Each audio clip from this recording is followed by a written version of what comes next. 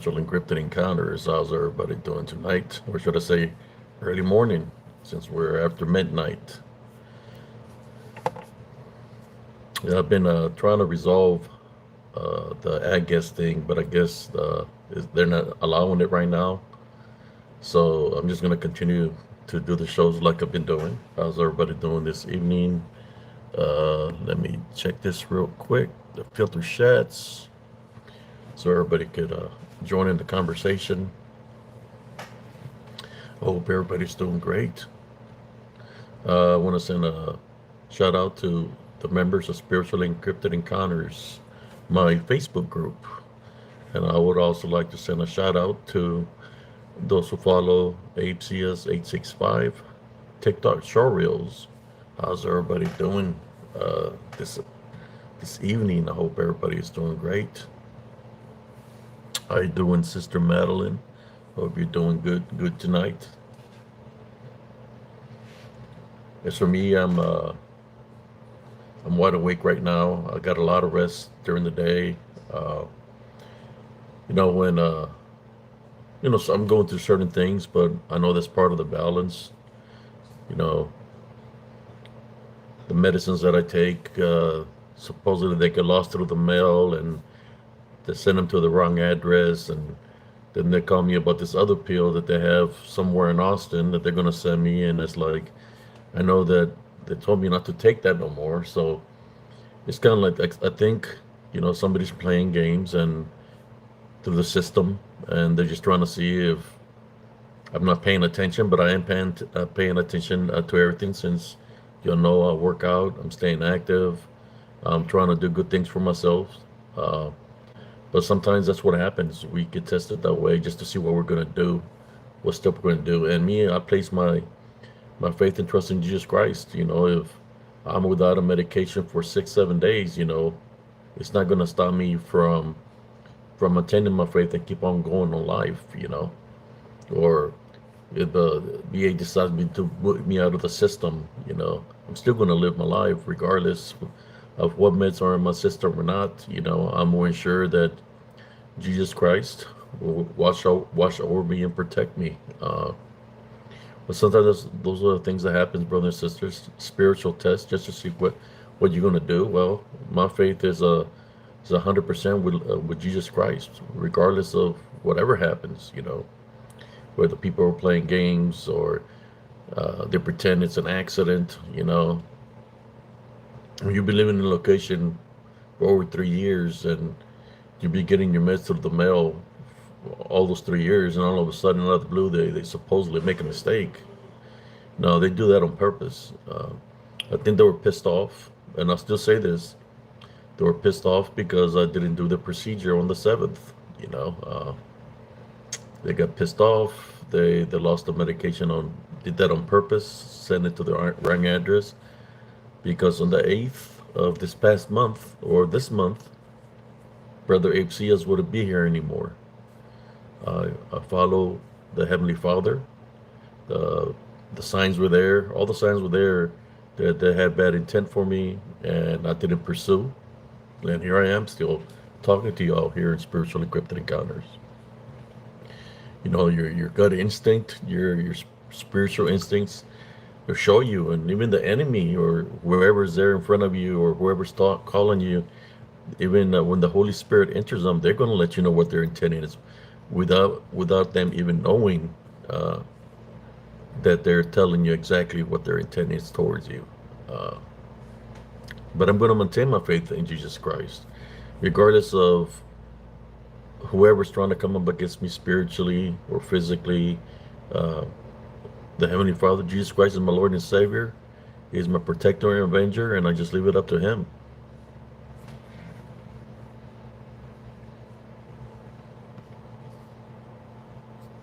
So this medicine, I hadn't been taking it for about probably like 10 days now. It's been, see, from the 7th, that's 13 days that I've been out of the meds, and they call me today in the morning saying that they had sent it to the wrong address and that they're going to ship it to me. And I'm like, Why are you trying to send me something that I've been out for weeks? You know, it's kind of like they're not gonna stop me from doing what I do. They're not gonna medicines are not gonna stop me from doing my workouts. They're not gonna stop me from doing the spiritual things that I do. You know, yeah, I'm a veteran. You know, there's something that's there for me. But if the government all of a sudden decides to not help me, so be it, right? I'll continue to live my life regardless. With meds or no meds, always find a way. You know, you just gotta keep the body moving, keep on doing something, staying active. You know, that's the key. Uh, can't worry or dwell on the games that they're like playing. You know, it's like this. It all comes back to those individuals that are playing those games.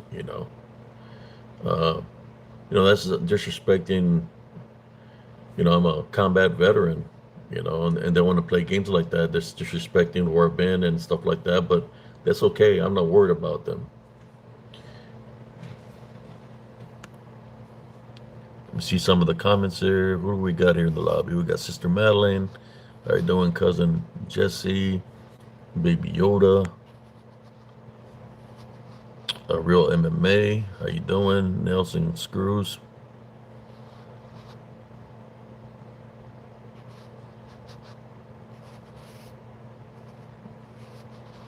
See what we got else here.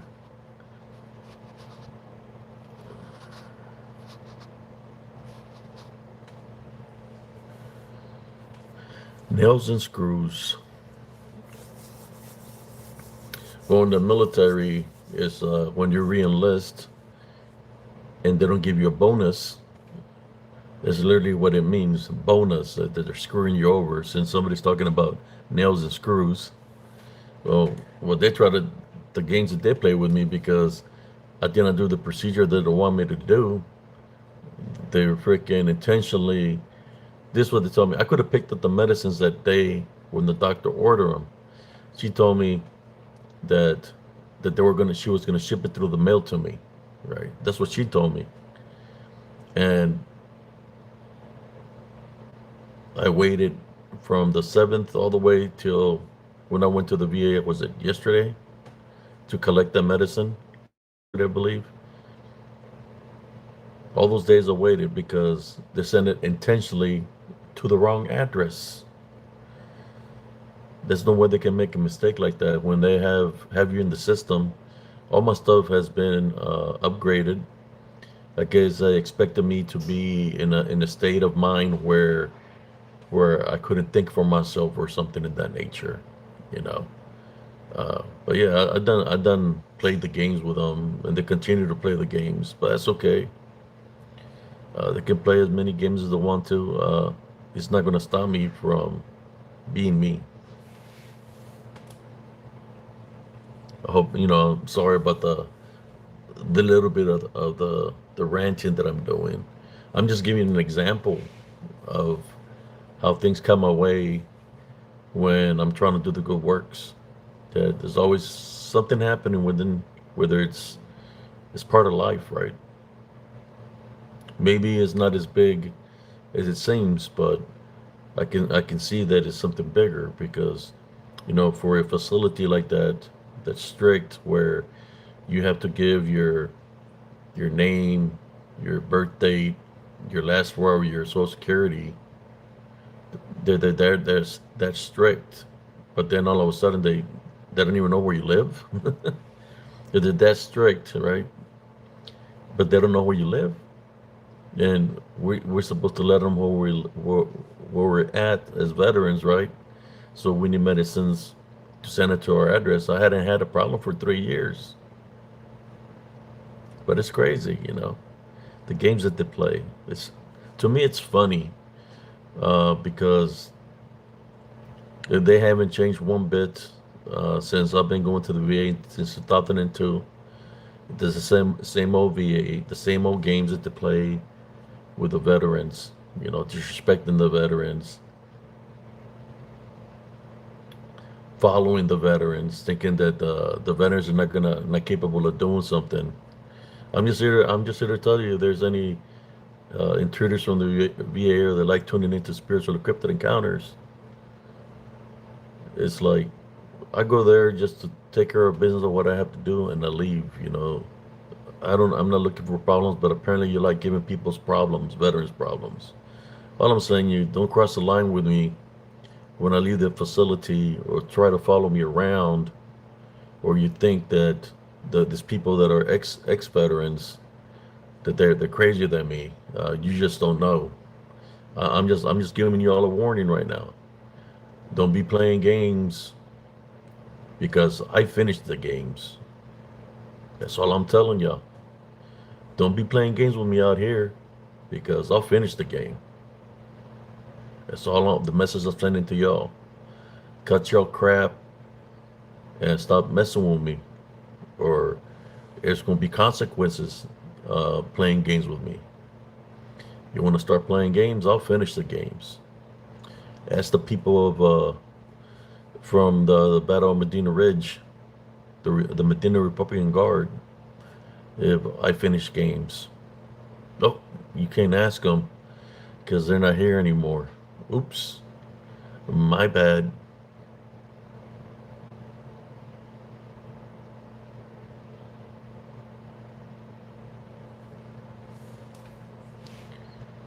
Sorry.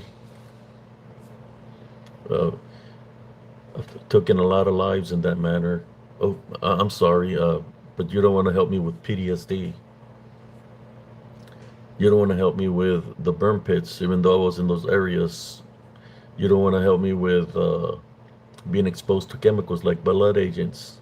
Oh, because you don't give a fuck. Fuck you. There you go. That's what you wanted to hear? Fuck y'all. If you don't dislike what I'm saying, it goes to any VA facility or anybody that's working internally within the VA facility, or these people that you send always to follow me around. Do something about it. Do something about it. Y'all tried to do something to me in 2004, and I still get a receipt for that. Y'all owe me for that. So you want to play that kind of game? An eye for an eye, tooth for a tooth. Keep on doing what you're doing, and somebody's gonna get fucked up. That's the God honest truth. I see the people that work for y'all. They're probably in worse condition than I am because they're just barely coming out of the military, thinking that they're still bad. But I see their conditions. They're more jacked up than I am mentally. I ain't afraid about them. They're just all out of it. There's people that they're still working, that you send to work for you to follow veterans around because where they've been, or because people have placed a lot of complaints on them because they don't want to listen to the doctors and all this stuff. Those guys wouldn't last me. I'm telling you. They wouldn't last against RNCS. You don't believe me? Look at my freaking my daily photos is the same photo of all the workouts I do daily. So stop fucking playing games with this combat veteran. And we'll leave it at that for tonight.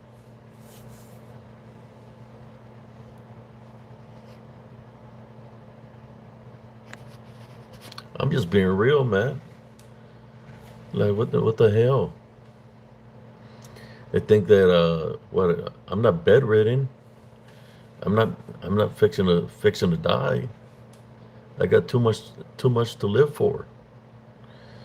I want to live up to be 110 years old. So I'm going to bust my ass to live 110 years old.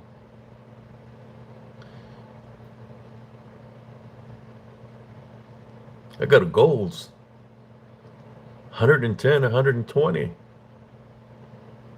Can I break the world record of the person? I mean, I know back in history in the Bible it said people used to live 200, 300 years. Hey, the Heavenly Father can make things happen.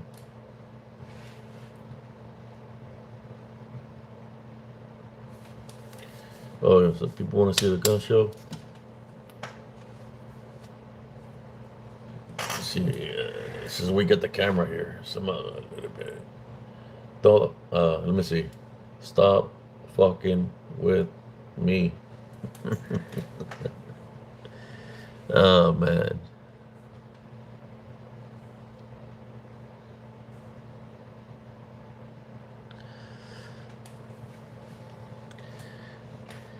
I don't need to be escorted by security or anything like that. You know, I don't have to take this says leave your no firearms inside this building, no knives. I'm a fucking weapon as it is. So what? You're not gonna allow me in the building? I trained to be a freaking weapon. I am a weapon. So don't get it twisted.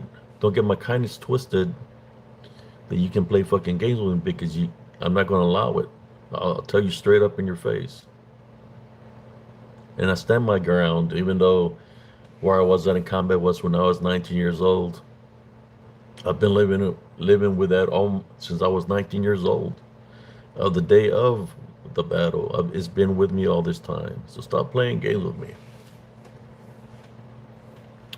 See some of this comments here.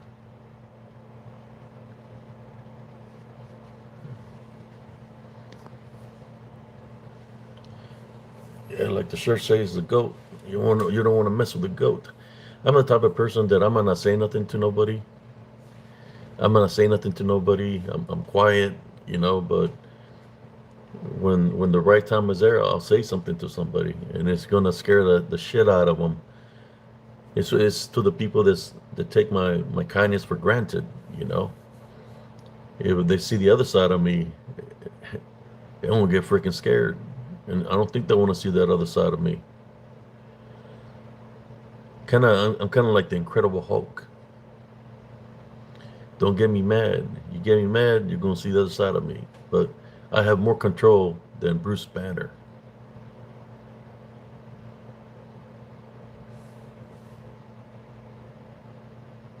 Yeah. So I laugh, you know, it's like, oh, here we go. I already knew when the medicine wasn't coming through the mail that something was going on. And just like my spirit was telling me, it happened that way. But that's okay. At least I went there personally, got my medicines, and leave it at that. They do that on purpose just to see, to piss you off, to see if you're going to argue with them. Even the doctor was screaming at me on the day of that appointment on the 7th, and I just ignored her because I knew what she was trying to do. And I just kept on looking at the camera like this, you know, even though she was being unprofessional and acting like a bitch, right? I mean, when somebody's screaming at you, she's screaming at me, she loses all respect. So I can say she was acting like a bitch. When I'm there, I go to my appointment in time. You know, I'm sitting in the lobby waiting for my appointment, and then just to get treated like crap. I don't deserve to be treated like crap. Now, if I would have not been there in time, that's a whole different thing. But I was there in time, just waiting to see the doctor for my appointment. But she wants to go off on me. You know, if my wife would have been there, she would have acted a whole different person. But you know, she wanted to be a bitch that day. I let her be a bitch. You know, I don't give a damn if she's married or not. She was acting like a bitch. Like I don't think she's acting like my wife could treat me like that because she's married to me, right? She wants to scream at me. Go ahead, darling, scream at me. Let it all out. Let it all out. What was it? Kambuyada. Let it all out. But this doctor was just going off on me. But I really, you know, that's not the first time this happens. It's like I'm used to it. I'm used to that kind of treatment. I used to get that kind of treatment in the military. I just laugh about it. I'll say, God bless you. You have a blessed day. You probably get some more pissed off. Okay, we got have a blessed day. We're gonna send your medication to the wrong address on purpose. You know, fuck yo.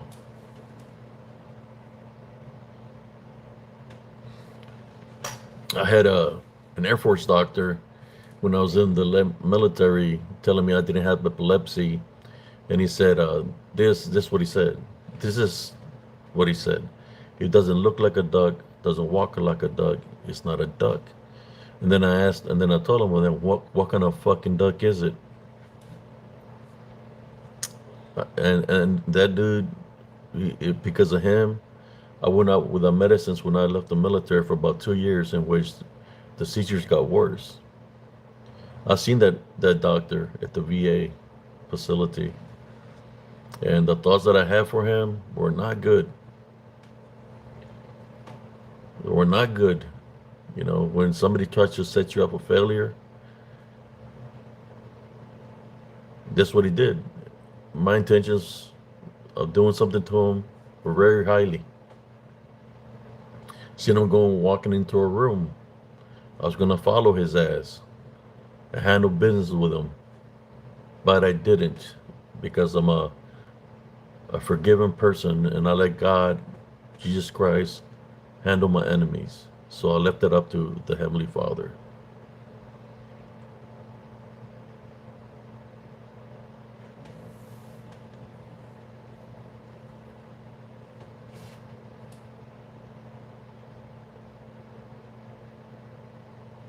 Yes. I'm just venting out a little bit of these things instead of keeping it within me and affecting me. That's why I got you, my brother and sister, so I can vent a little bit about this. This treatment, it doesn't just happen to me. It happens to a lot of veterans that get insulted in their face, like we're nobodies.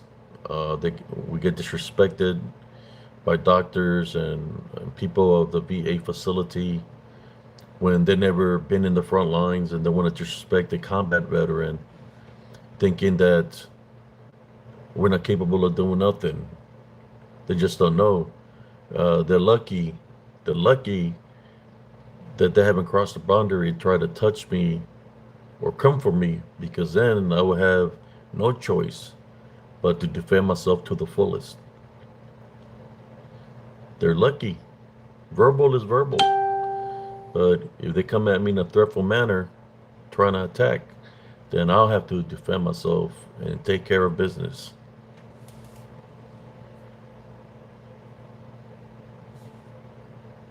There's a lot of veterans out there that are homeless, suffering because the VA facility has not helped them. There's a lot of homeless veterans, some there from Vietnam, and for this new wars, that are homeless because they're not being taken care of from the VA facility.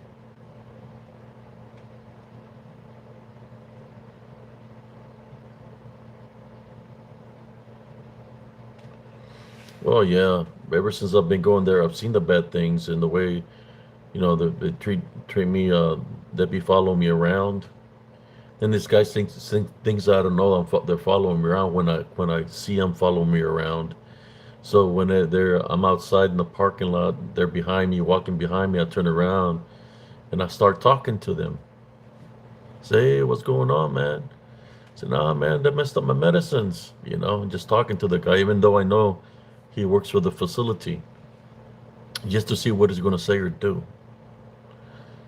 You know, it's like, okay, you want to follow me to the parking lot? Let me speak to you, just to let you know that I know who you are. I'm not afraid of you, just to see if they're going to try to do something.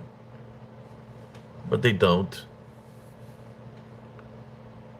because they see that I'm not a veteran that's heavily medicated. They see that I'm a veteran that's in pretty good shape. They're like, hey, we don't want to fuck with this guy. Let's leave him the fuck alone.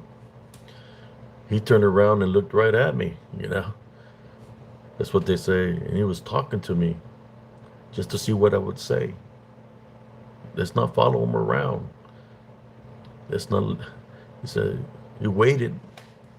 They're probably like, he waited for me to walk after him. Then he turned around and faced me. Yeah, you want to follow me around? I'm going to face you. I'm going to tell you If you want me to bitch about what happened in the VA, well, I'm not in the VA facility anymore. I'm outside the facility, and I just want to see what you have to say, or you're going to do something about it.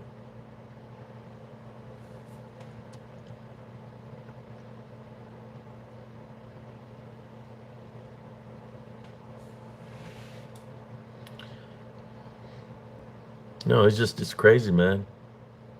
And then the things that they got set up there are not to really help out the veterans, just to get information off the veterans, to have a things written about if the veteran acts up, or they'll try to write you up.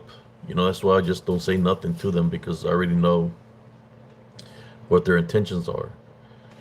They come at you in a negative way just to see if you're gonna bitch at them or say something so they can write it down in the computer that, oh, the veteran came to today's visit and he was acting up, he was saying this and this to me. So I let them say whatever the hell they want to say. I don't give a shit. Yeah, the VA facility or whoever's spying on me, yeah, I don't give a shit. You can say whatever the fuck you want to say. I'm just gonna be there for the appointment. Once I do the appointment, get the fuck out. Why would I give a shit of what a doctor's saying to me if their intent is not to help me, but to fuck me over? Why would I give a shit?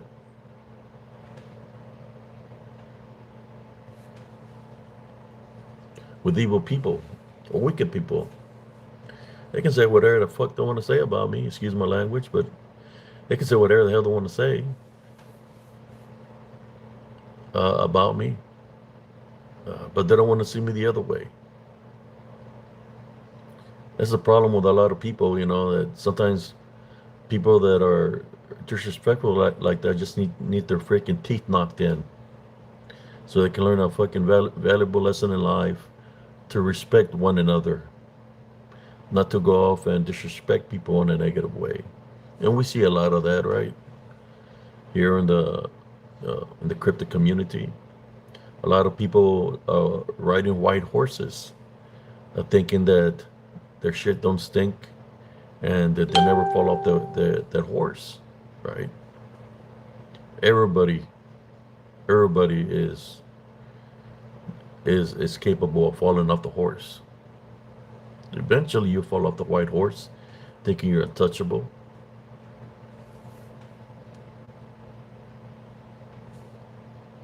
Yeah, I used to run through with people like that in the military, man, all the time, man.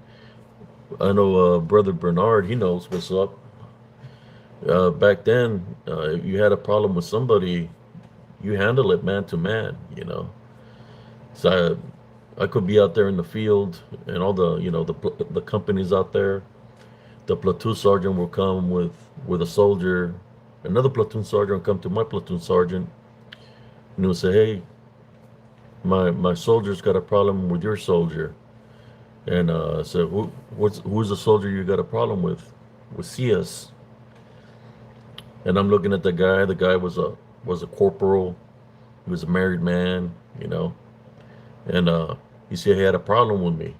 And so I don't see how he had a problem with me when I don't even talk to the guy. So this guy was from the Bronx. He said he had a problem with me. He wanted to handle it man to man out there in the field. And he asked the platoon sergeant, say, hey, he was like, whatever. He wants to see us. He's got a problem with you. What are you going to do about it? I just look at the guy. So I'm taking him a video top.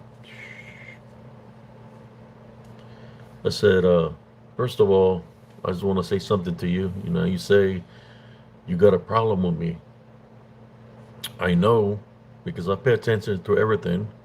You're a married man. You got two children. A boy and a girl. Seems like a happy father. I don't know who's putting you up to come up against me in a negative way. And I don't give a shit if you come from the Bronx. I'm just gonna let you know. Uh, I said, do you got a will or something that has their name on it? I said, because after I'm done with you, He said, you're gonna know who the hell I am. So what do you want to do about it, right? The guy just moving around. Then he says, "No, I don't got a problem with you," and he leaves me the hell alone. He walks away, and then the platoon sergeant is kind of pissed off. I think he was putting them up to it. So I guess he doesn't have a problem with him when he walks away from me. That's the kind of shit I used to do in the military all the time. So when I see, at least over there, you're out there training in the woods, you can handle business like that. It's one of those things. Either, you're gonna whoop somebody's ass, and that's it. You're gonna squash it right there and then. But this fuckers at the VA, they think they're in God mode because they work they work for the government. They think to serve the front lines. They've never been to the fucking front lines. Just because they work for the government, they think they're freaking an agent of the military or some crap, right? Because it could be a freaking janitor saying he worked for the government. Think they're freaking 007 or some bullshit. Stupid motherfuckers. Excuse my language, man. I'm just venting right now. Uh, and I saw the act. I was like, golly, you want to come me like this, like you're a badass, when you haven't been out there where I've been. You just don't know. I just laugh about it sometimes because it sounds that freaking stupid. Whether it's a female talking to me in a negative way, and I just want to laugh because they haven't been where I've been. They haven't seen the bloodshed. They haven't seen the body parts. They haven't seen the freaking destruction that a tank can do. They haven't seen what a 50 cal bullet can do to a body. So they want to talk like they're fucking bad just because they're in a government facility and they have security that follows and protects them, but they want to talk shit to me? You just don't know what the fuck. I'm gonna be honest. Y'all don't know what the fuck you're fucking with. I'm being honest. Thank God that I'm on Tenela Foundation. Or you should be thanking God that I'm on Tenela Foundation, or that I place Jesus Christ first. Because if I was a son of a bitch, there'll be a lot of you motherfuckers that I already dealt with a long time ago. That's a God honest truth.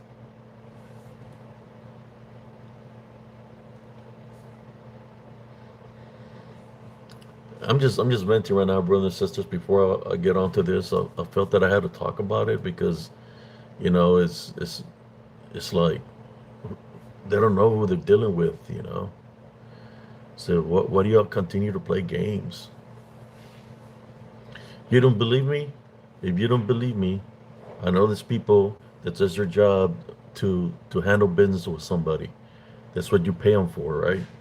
You don't believe me? Send them to my address, since y'all got my new address now, right?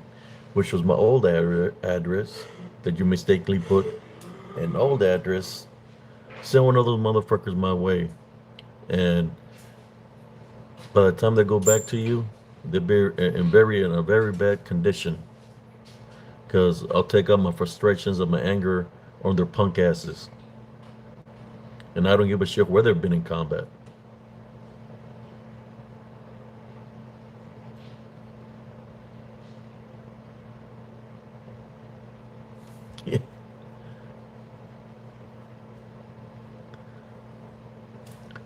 Yeah, we had the Apaches hovering, flying right over us.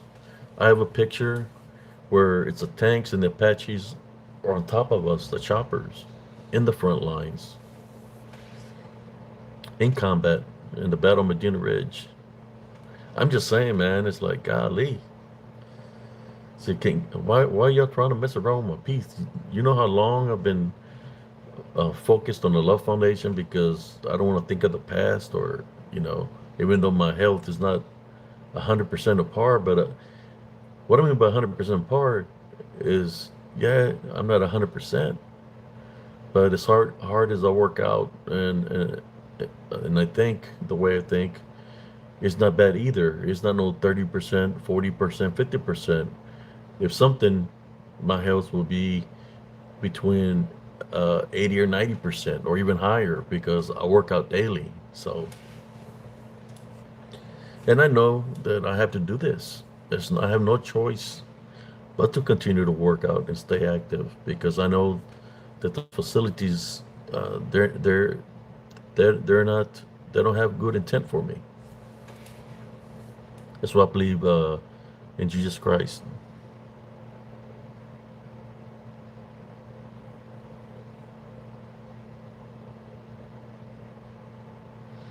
Yeah, we have as a tankers, we have when an Apache or whatever they fire something, we form a fire uh, crossfire in the air, like all the tanks be shooting all their weapon systems. So when the missile's coming, it goes for a heat signature, was gonna one of those bullets that we're firing is gonna mess up the missile. But yeah, the Apaches are bad. They're bad. But I think the tanks have capabilities now where they can shoot at different rounds besides the Sable and Heat. You got the impact rounds. I left in '99, so they have all kinds of technology. The worst enemy for a tank would be something flying in the air or artillery, right? That's why you don't try to stay like if you're in a defensive position. You gotta have other positions to back out from the location just in case it drop artillery on your location. Yes, it does, and I will talk about that. I'm just talking a little bit of things, for the regular members that are here. They know me. They know the things that I go through. So I'm just doing a little bit of venting before I continue to talk about the Skinwalker shapeshifters of Central Texas. If that's what you're here, we'll talk about it in a moment.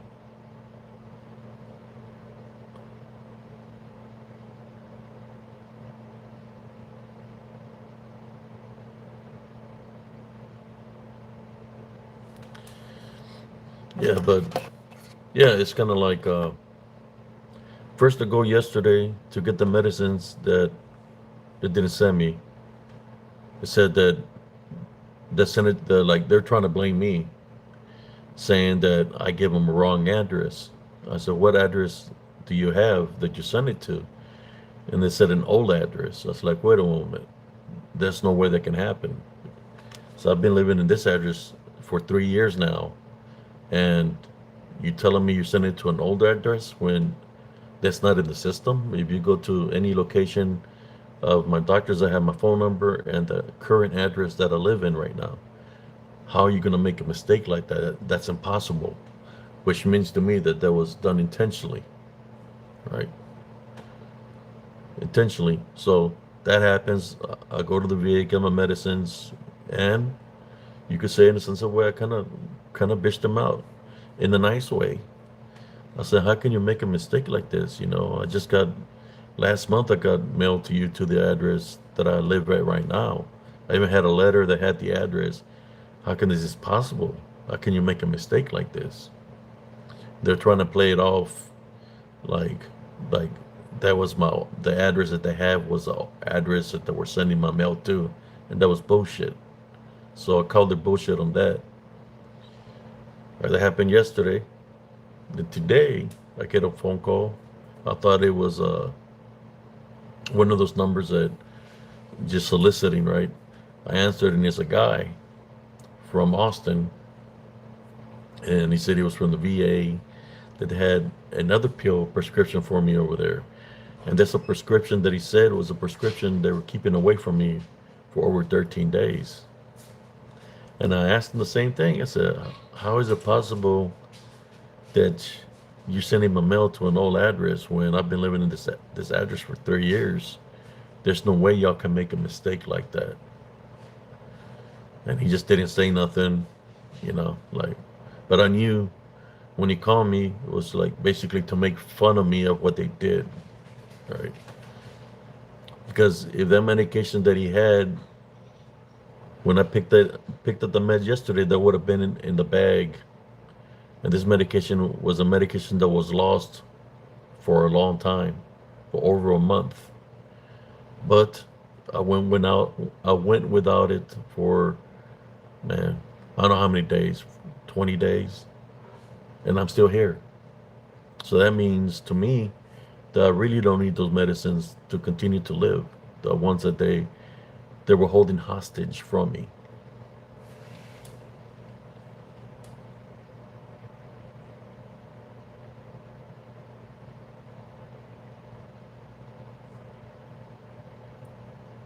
Yeah, they're doing that intentionally, brother. That's what they do. There's no way they can make a mistake like that. They do that intentionally, just to piss off a veteran or to keep them from their meds, to see if they're going to get sick for not having it or whatever. Luckily, I how should I say, I meditate, and if it's not in my system, I mean, I just meditate, meditate, not think about it, but I can bitch about it, right? I'm bitching about it right now, letting it all out. Yes. So basically, these people, he was trying to tell me that he'd been contacting me for a while, and I believe him because I believe I seen that number. I thought it was one of those spam numbers. So maybe that right there could have been that it was my fault for not answering the phone, and they might have sent it to me a long time ago.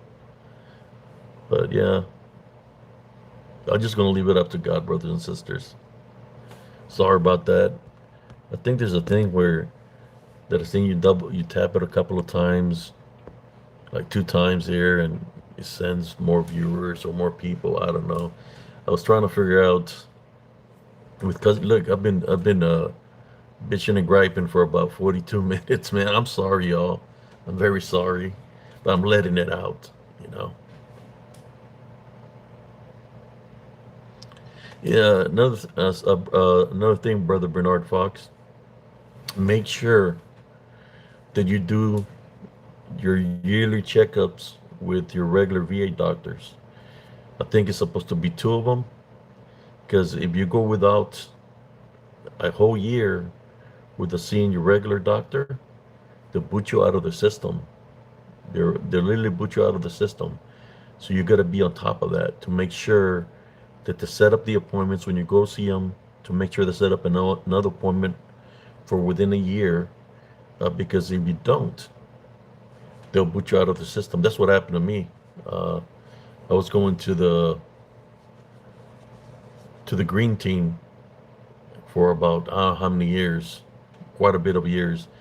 Next thing you know, I'm talking to somebody that was checking my ANR from Austin, some doctors, and I was telling them, they were telling me about my ANR, what it was at, the levels. And then they told me, hey, by the way, you're not even in the system. You're not in the system with your regular doctor or nothing like that. So when I go talk to the green team, they didn't even have me in the system. So I had to go talk to somebody so they can put me back in the system of the VA facility. So now I'm go to I think it's a maroon team or gold team. The VA facility, one of those, I can't remember. I think it's a gold team. That's where I go now. But yeah, you got to make sure that you make those appointments for your regular doctor, not the other specialty clinics, but your regular doctor.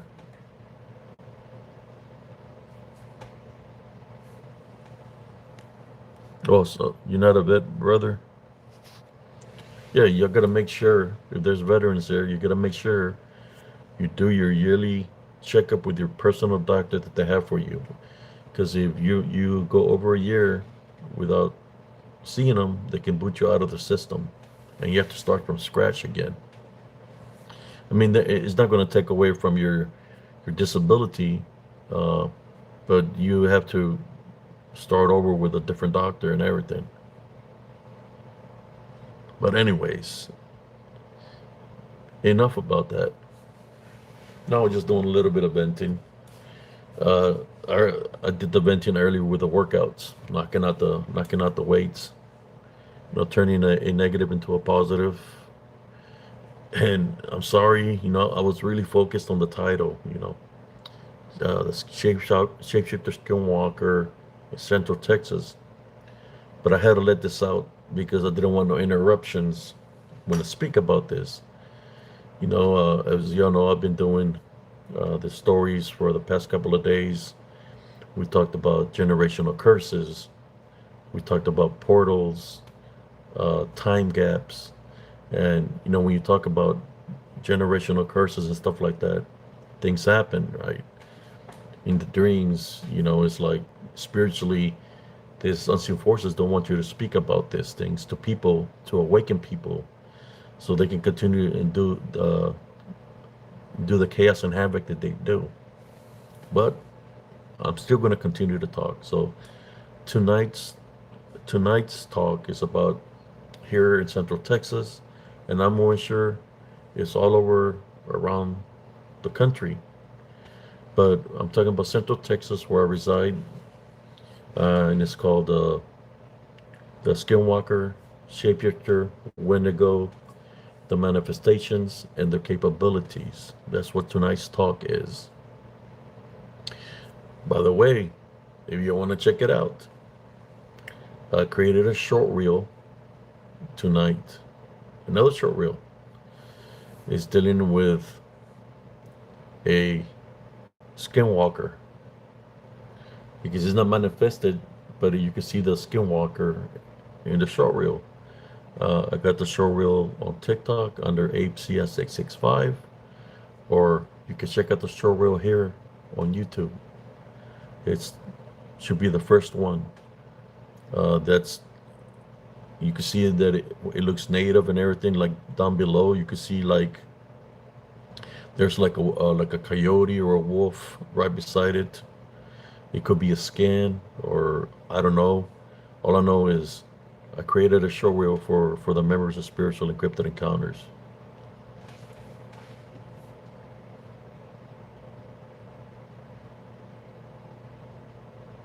Yes. Thank you, Brother Bernard Fox. So, I'm in tune with this, with Mother Nature, with the spirits through Jesus Christ. Yeah, just like I'm in tune in this nature. Doesn't matter where I go, the spirits will always surface up. Whether it's just spirits of people that have died in those locations, or any kind of spirit. Water spirits. You got spirits of human beings. There's spirits of fragmented souls that they died tragically. Then you got the DDN, spirits of the Nephilim, which are demonic spirits. Then you got shadow spirits, right? You got the Skinwalker shapeshifters, which is spirits of Skinwalker shapeshifters that have demonic capabilities to manifest into anything. So when you're Matenala Foundation and you place Jesus Christ first, and you forgive, you have no hatred or anger, whatever the case, right? No anger, no hatred, no fear, no believing in other things, then you're blessed spiritually to be able to, through spiritual law, the things that are around you have to identify themselves to you. Any spirit, right? So it could be a spirit of somebody that passed away there, a fragmented soul, any kind of spirit. They have to identify themselves to you. Since we're children of God, right? They have to identify themselves. If you're really paying attention spiritually around you, you're going to be able to tell, because they're going to let you know. That's why I capture the things that I capture on my live videos, because they you could say they literally settle down. Settle down. They spiritually bomb my live videos. Lay down. I don't know. He started barking at something over there. Lay down, Rocky. Sorry about that. That was my dog Rocky. Huh? Well, that's what it was. All right. He was barking at my other dog, at Rebel. Two alphas. Two alphas do not get along.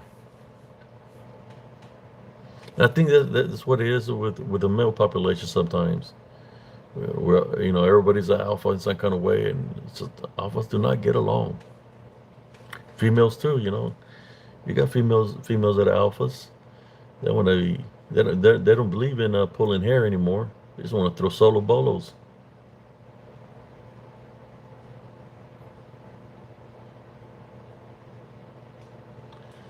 Okay. Yeah, the one that was barking was Rocky. Rocky was barking at Rebel. Sorry about that. I hope it didn't scare y'all thinking it's a dogman intrusion or dogman invasion. I got 4 German Shepherds in my home. After you go what I went through, you got to have that extra protection, the extra security, and the best security that you can have is a dog in your home, because they'll let you know if something's around. Their senses are very keen, so that's why I keep them. I trained them myself since they were puppies, uh, and they let me know when something's around. They let me know if there's something outside. That's how keen their senses are. So you could say they're like my alarm. If they're barking for a reason. So that's when I get up, just to check it out.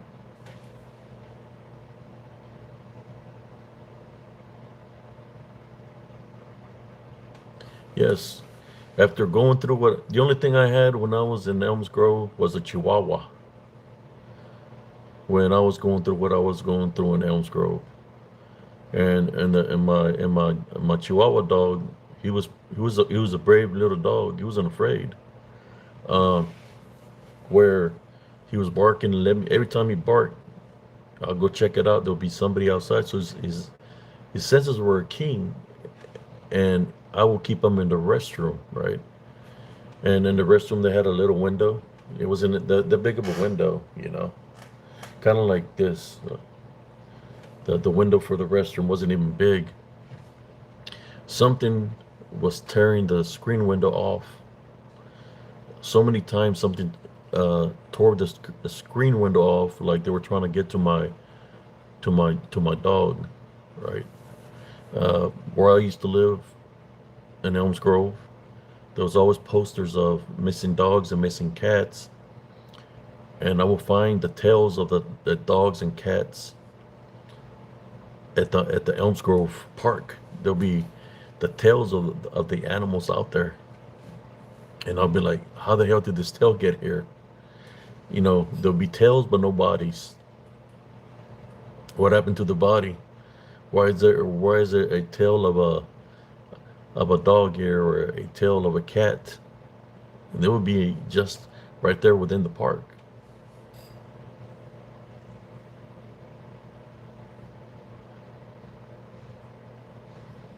Yeah. So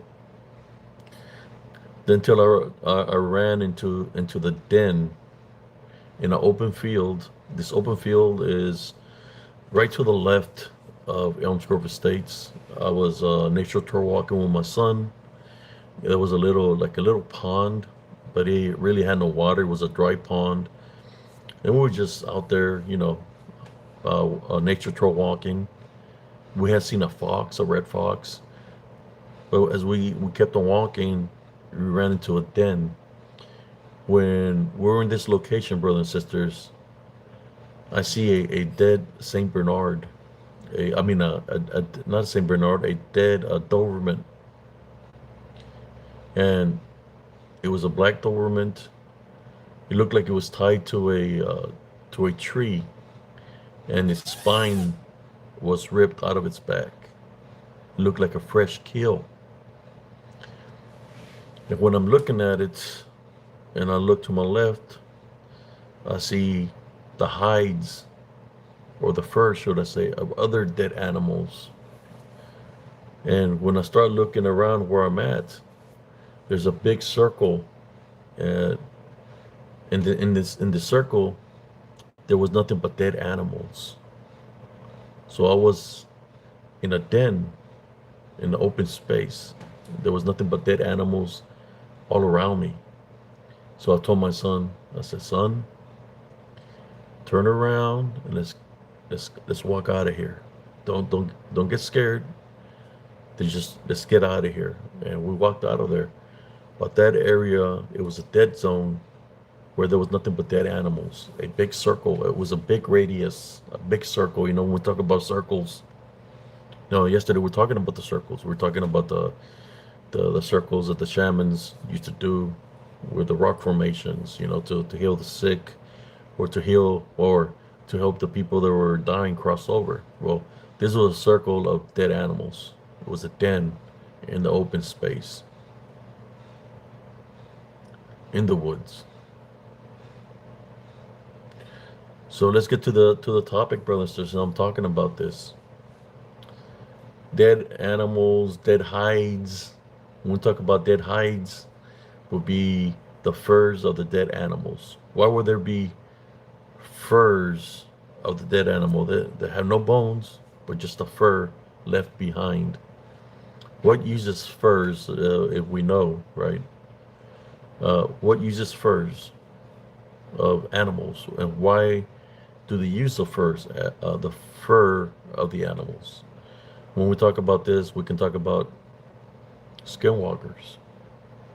To say that if the skinwalker has the hide, right, the hide or the fur of a fox, a coyote, or anything like that, that they could manifest into that animal. You know, shamans used to use when they were geared up to go into that circle where the person was sick, or the person were dying. They would put up the gear, whether it was a head of a bear, a head of a deer, uh, whatever face it would put on of that animal, right? They would make this face with the horns, and they would put it on to go either help the person that's sick or help the person cross over. The shamans would do that. The shapeshifters or skinwalkers, they those were the people that the shamans would say were the ones that went astray, that the demons were teaching them, that taught them witchcraft and necromancy, to go against, you know, the beliefs of the elders and stuff like that. Uh, the thing is, the demon they're speaking of that was corrupting the people was what people want to call a Bigfoot, or a manifestation of a Bigfoot. I believe it was the DDN, right? That somebody demonic Nephilim, or possibly even the Watchers or the Apakulu, you know, the Apakulu, Anunnaki, that there was the ones that corrupted the same people that were corrupting in the native land, within Egypt, within wherever there was a pyramid, was that's where the corruption came from. But the skinwalker shapeshifter, their abilities come from that. That they made deals that when they died, their spirit would remain here on the land, that they would have the ability to manifest into any animal, you know, and other capabilities, not just animals, into anything. So that's why the skinwalker slash shapeshifter is very mischievous, very, how should I say, a master of disguise, and has many abilities, mimicking voices, mimicking animal sounds, and it just has so many capabilities. The only thing I can say to you when we talk about skinwalkers and shapeshifters, I don't think really nobody said this too much, is pay attention to the eyes. Because the eye of the skinwalker shapeshifter is going to have a yellowish glow to the eyes. A yellowish glow to the eyes. You could see, but it's going to have their spirit is like a yellowish glow in the eyes. It's kind of like the amulet that they might have around their neck. It's like golden or something they should wear. I believe that golden is not really an amulet, it's their soul, right? Where the eyes turn yellowish. Uh, same way a a djinn, the djinn has the same yellow glowish eyes as a skinwalker.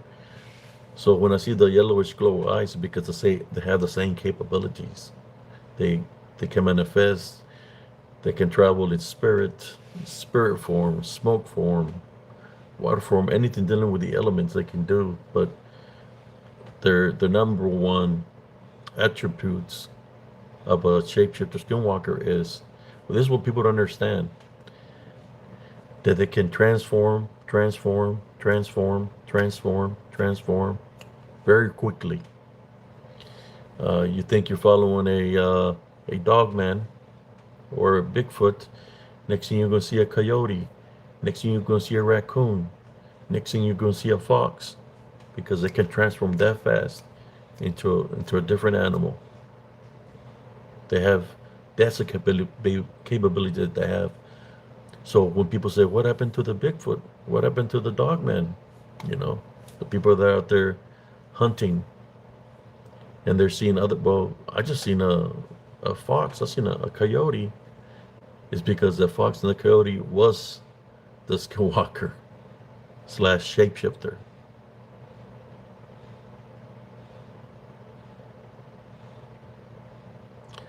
That's right, Runner. They do.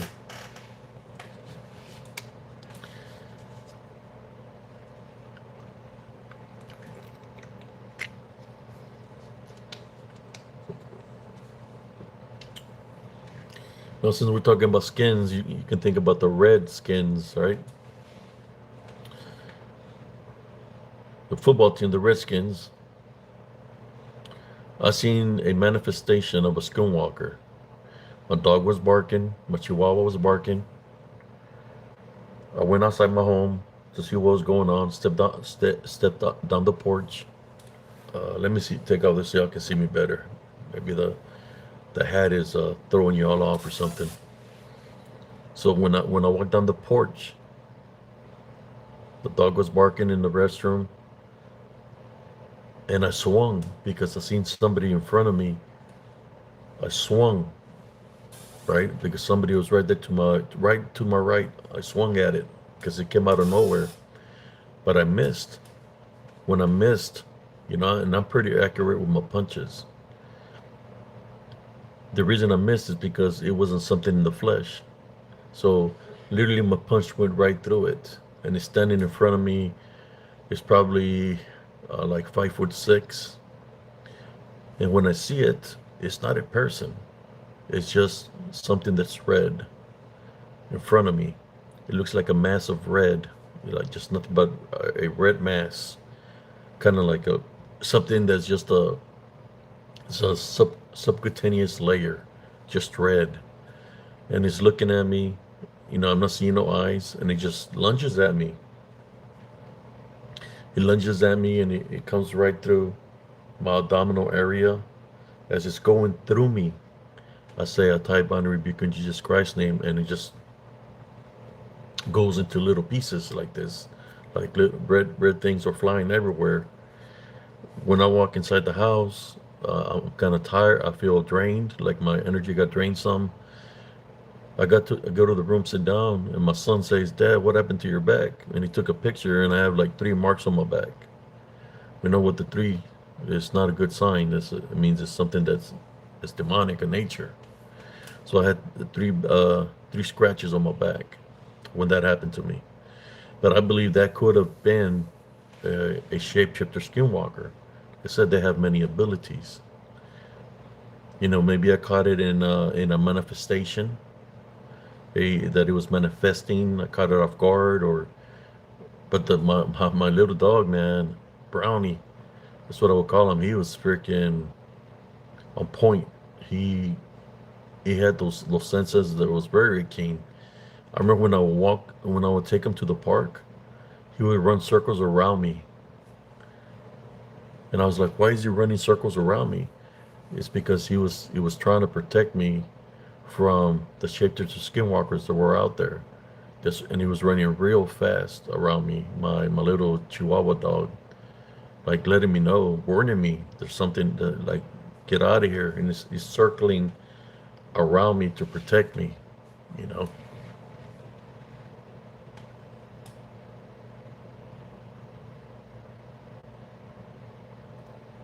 Yes.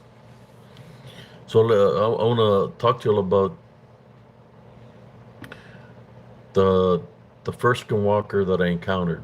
That's what I want to talk to you all about. I know if any of y'all have heard the story of me encountering the first skinwalker. Matter of fact, the skinwalkers, of all the episodes that I've done, the first episode, Dogman Encounter 53, I spoke to him about the skinwalkers, but he didn't put it on the show. Uh, I guess because he wanted to keep it that it was just a dog man. But I spoke to him about the skinwalkers, shapeshifter encounters that I had there in Elms Grove.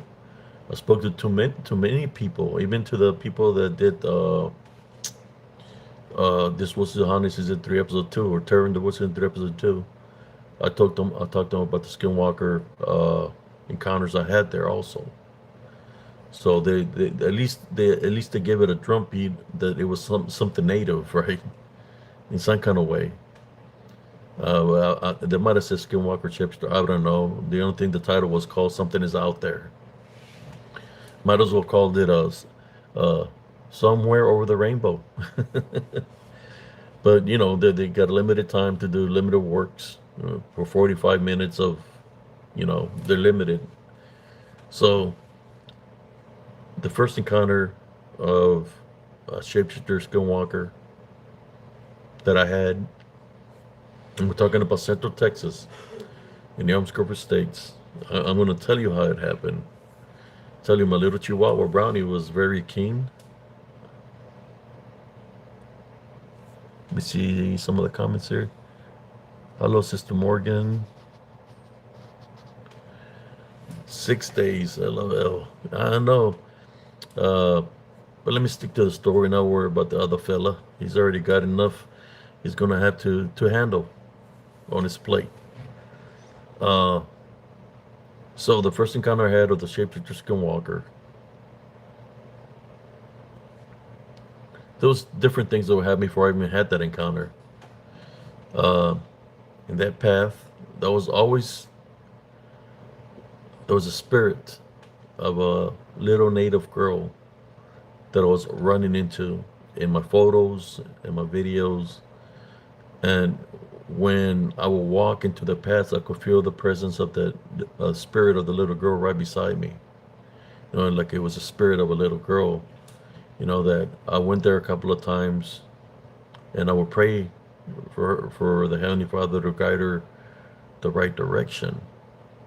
And I guess that's when the Skinwalker shapeshifters took that offensively, whereas they were showing the presence in those woods, the running. You could hear somebody coughing, somebody laughing, somebody whistling. At times, somebody running straight towards me, and they would stop right in front of me, but I couldn't see nobody. So I'll go into prayer and growlings, right? It's like growlings is, that's what they like to do when they're manifested. Is the thing is, when they're manifested, it can be either seen or unseen, since they're spirits. It was one evening. Uh, it was like around November time frame. It was cold. And my dog Brownie, the little Chihuahua dog I had, was barking. And like I said, when he barks, it's because somebody is outside. Every time he would bark, something would be outside. Whether it was a possum, a fox, a coyote, a dog, or somebody walking the street, he was always right. So I said, okay, Brownie, I'll go check it out.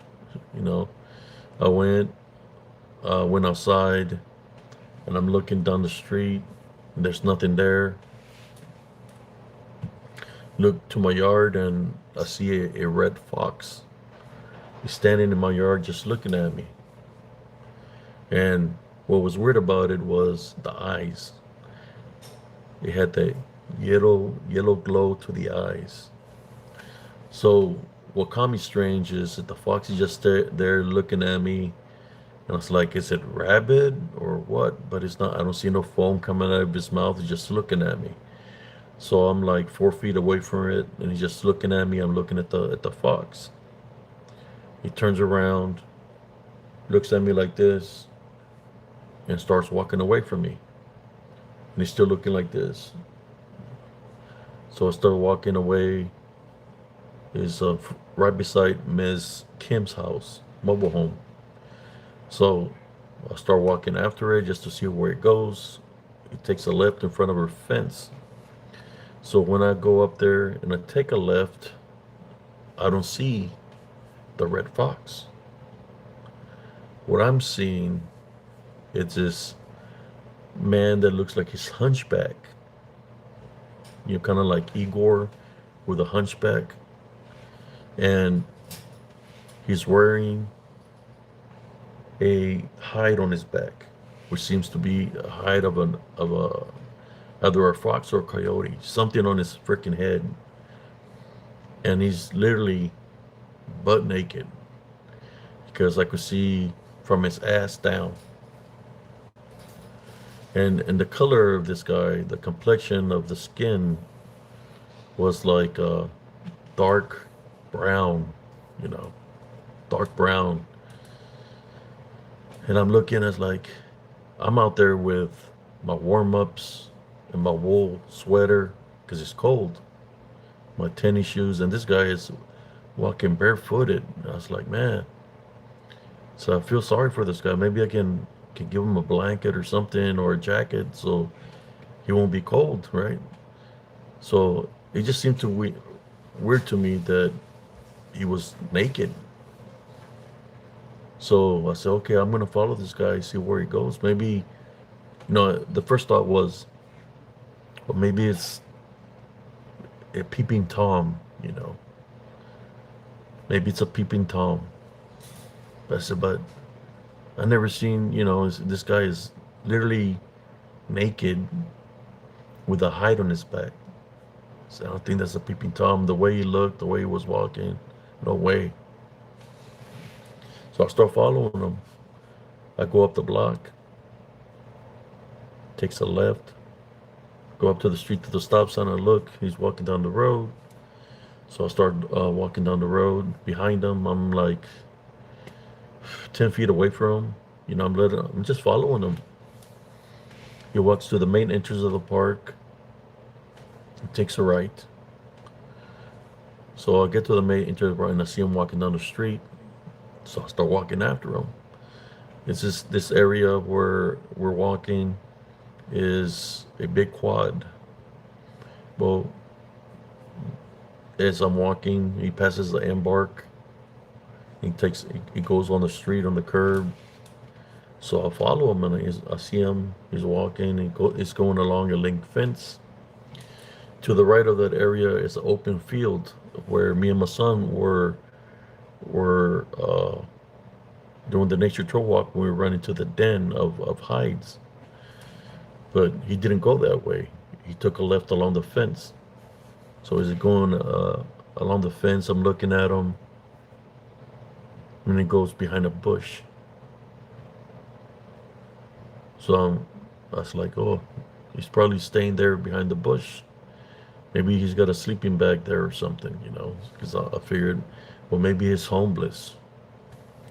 So I'm looking behind the bush, from a distance. Then I see a Saint Bernard run from behind the bush to another bush. So I'm looking at the bush where the man with the hide went to, and then I see looking at the bush where the Saint Bernard went to, but nothing's moving from behind neither of the bushes. So I say, okay, I'll start walking along the side of the fence where he walked, and the bush is nearing to me. And when I go around the bush, there's nobody there, right? But before I got to the bush, as I was walking where that dog was, I seen a bird fly away from the bush. So when I got behind that bush, the he wasn't there. The Saint Bernard wasn't there. Uh, but there was a bird that flew away. I believe that the bird that flew away was the shapeshifter, the shapeshifter skinwalker. This is what I believe it was.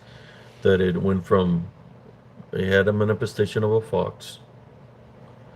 Then he changed the manifestation to the skinwalker, which is his true nature, manifested into a Saint Bernard, and then from the Saint Bernard, it turned into a bird and flew away.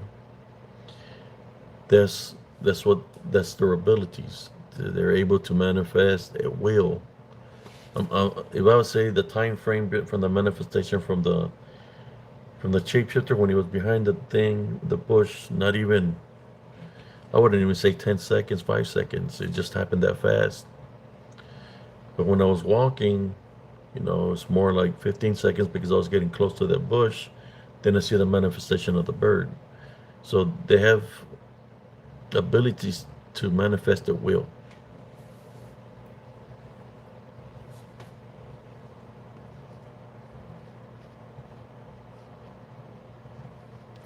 How you doing, Joe Breezy?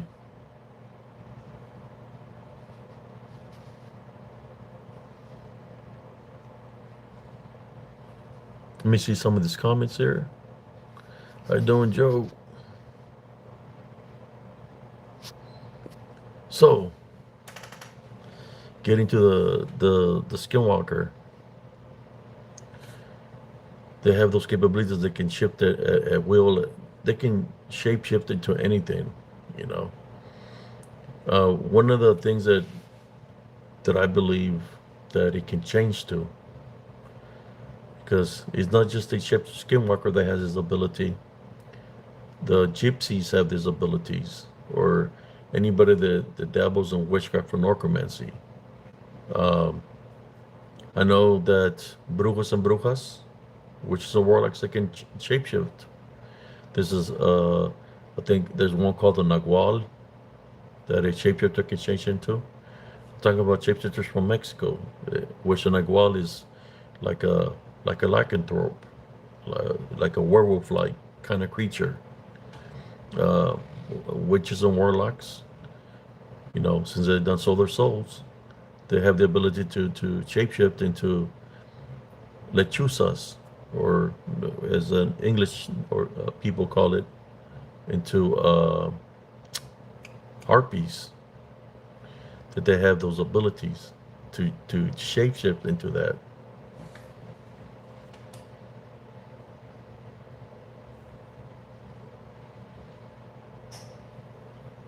Yes, in Oklahoma. That's why I was saying, just sharing the story last time of the Tonka ones. The Tonka ones here in Central Texas, they used to call them dirty Indians because they literally were naked. They hardly wear any clothes, so they call them dirty Indians. Uh, that's what the white folk used to call them, dirty Indians. But the Tonka ones, they were with the Cav soldiers and horse regiments. They were like their scouts, where the Cav soldiers, when they were hunting, or should I say, trying to capture somebody that had a warrant, like an Apache or a Comanche, the Tonka one would be their scout, that it would take them to the location because they were good trackers, they were good hunters. So that's how they would capture some of this Comanche and Apaches. But the thing about the Tonka ones was that they were cannibalistic. They were meat eaters. There was I think the last name of this scout soldier was named Smith. It's a story I had read because I was doing some study trying to investigate because of the activity that was happening there. I think the soldier's name was Smith. There was two Tonka ones with him. They had captured an Apache, and they were going to take him to where they're going to take him, but he couldn't find them. He couldn't find the Tonka ones or the Apache they had captured. So we were looking to see where they were at. So when he found them, this Tonka ones had already killed the Apache. They were cannibalizing him. They had eaten his heart. And I guess in those days, when you capture somebody who's either dead or alive, but that's what they were doing, eating his heart. So the guy freaked out with that, the soldier, and he wrote about it, what he witnessed. So we talk about Skinwalker shapeshifter. If they were cannibalizing people, then we can add to the mix Windigo, because they were cannibals. They were cannibalistic. So they have many abilities. It's like the trifecta, right? Because they just don't shapeshift into different things. They have the ability to move like the wind, in which they can move very rapidly, very fast, that you wouldn't even see them because they're moving as fast as the wind, in the form of the Windigo.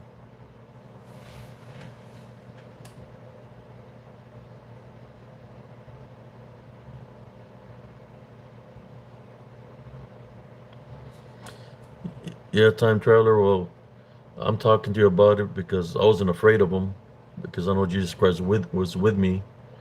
But I'm talking to you about them because of all the encounters I had with them. That's why I'm talking to you. I was sharing this my details of what I experienced with them, right? That's why I'm sharing with y'all these experiences.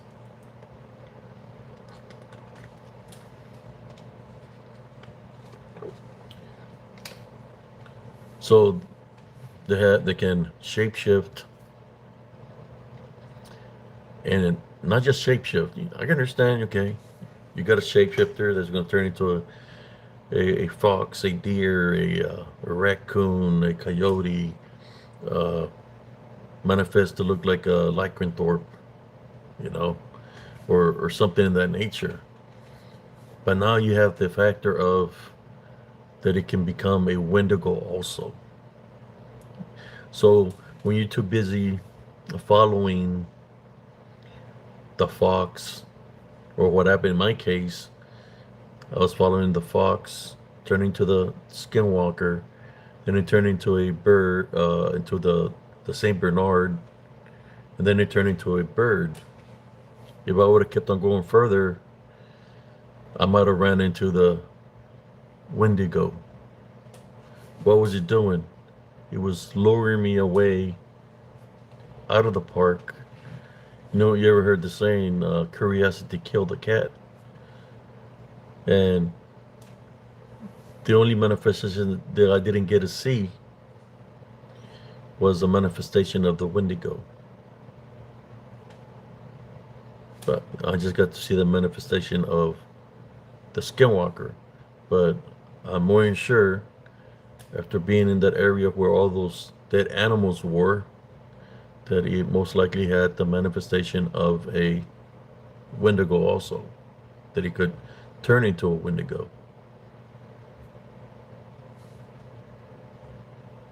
Thank you, time traveler. I appreciate you. And I've got short reels, brothers. Check out my short reels because it's got titles to them. I think I got a short reel of I believe it was a wendigo. A couple of them I have of wendigos. How fast they move. Just put it this way: when I've captured them moving in my videos, it seems like a blur. Looks kind of like a quick blur or a real fast blur or kind of like a shadow, right? And you say, well, maybe it's just the light. So what I do, I go in there, cut the clip, what seems to be a blur, and I lower the speed. Like it's moving so fast that it's moving like at a maybe at a second to a couple of milliseconds. Or so I have to. What I do is I shorten the speed. I make the speed longer from 1 second, a couple of milliseconds to about 7 seconds. That even like that, it's still moving fast, but you're able to see what it is that's moving beside you. So when I capture what's moving beside me, I take the screenshots, which I converted to a short reel of that picture. I had different filters to it so people could see what is there in the picture. Well, I created a short reel of when I made it from 1 point and a couple of milliseconds to 7 seconds and create a short reel of that. So y'all can see what's moving right there, right in front of me. But in real time, you can't see it because it's moving too fast. But I was able to capture it that way. Normally, I can tell when one passes by because you feel something. You feel something pass right by your brush right against you. So I'll go. I remember what time it happened in my video, and I go to investigate in my video to see what happened, and that's when I capture them.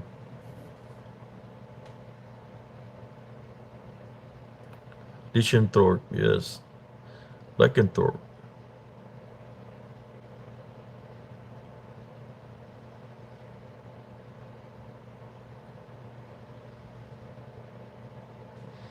Well, there's one. I have a picture of one. I don't know if I've created a show where yet. This one was hiding behind some tall grass, and it's laying there behind the grass, and you can see its grayish body, and the face is what's weird about it. The face is white. It's kind of like blending in very well to the environment, but it's got a white face, but the body of a lycanthrope. And I caught that one during the day. Yeah, some are very tall. Some are very tall when they manifest. I've seen one that was midnight black. Like that one was massive. The manifestation, right, was massive, and nothing but muscle.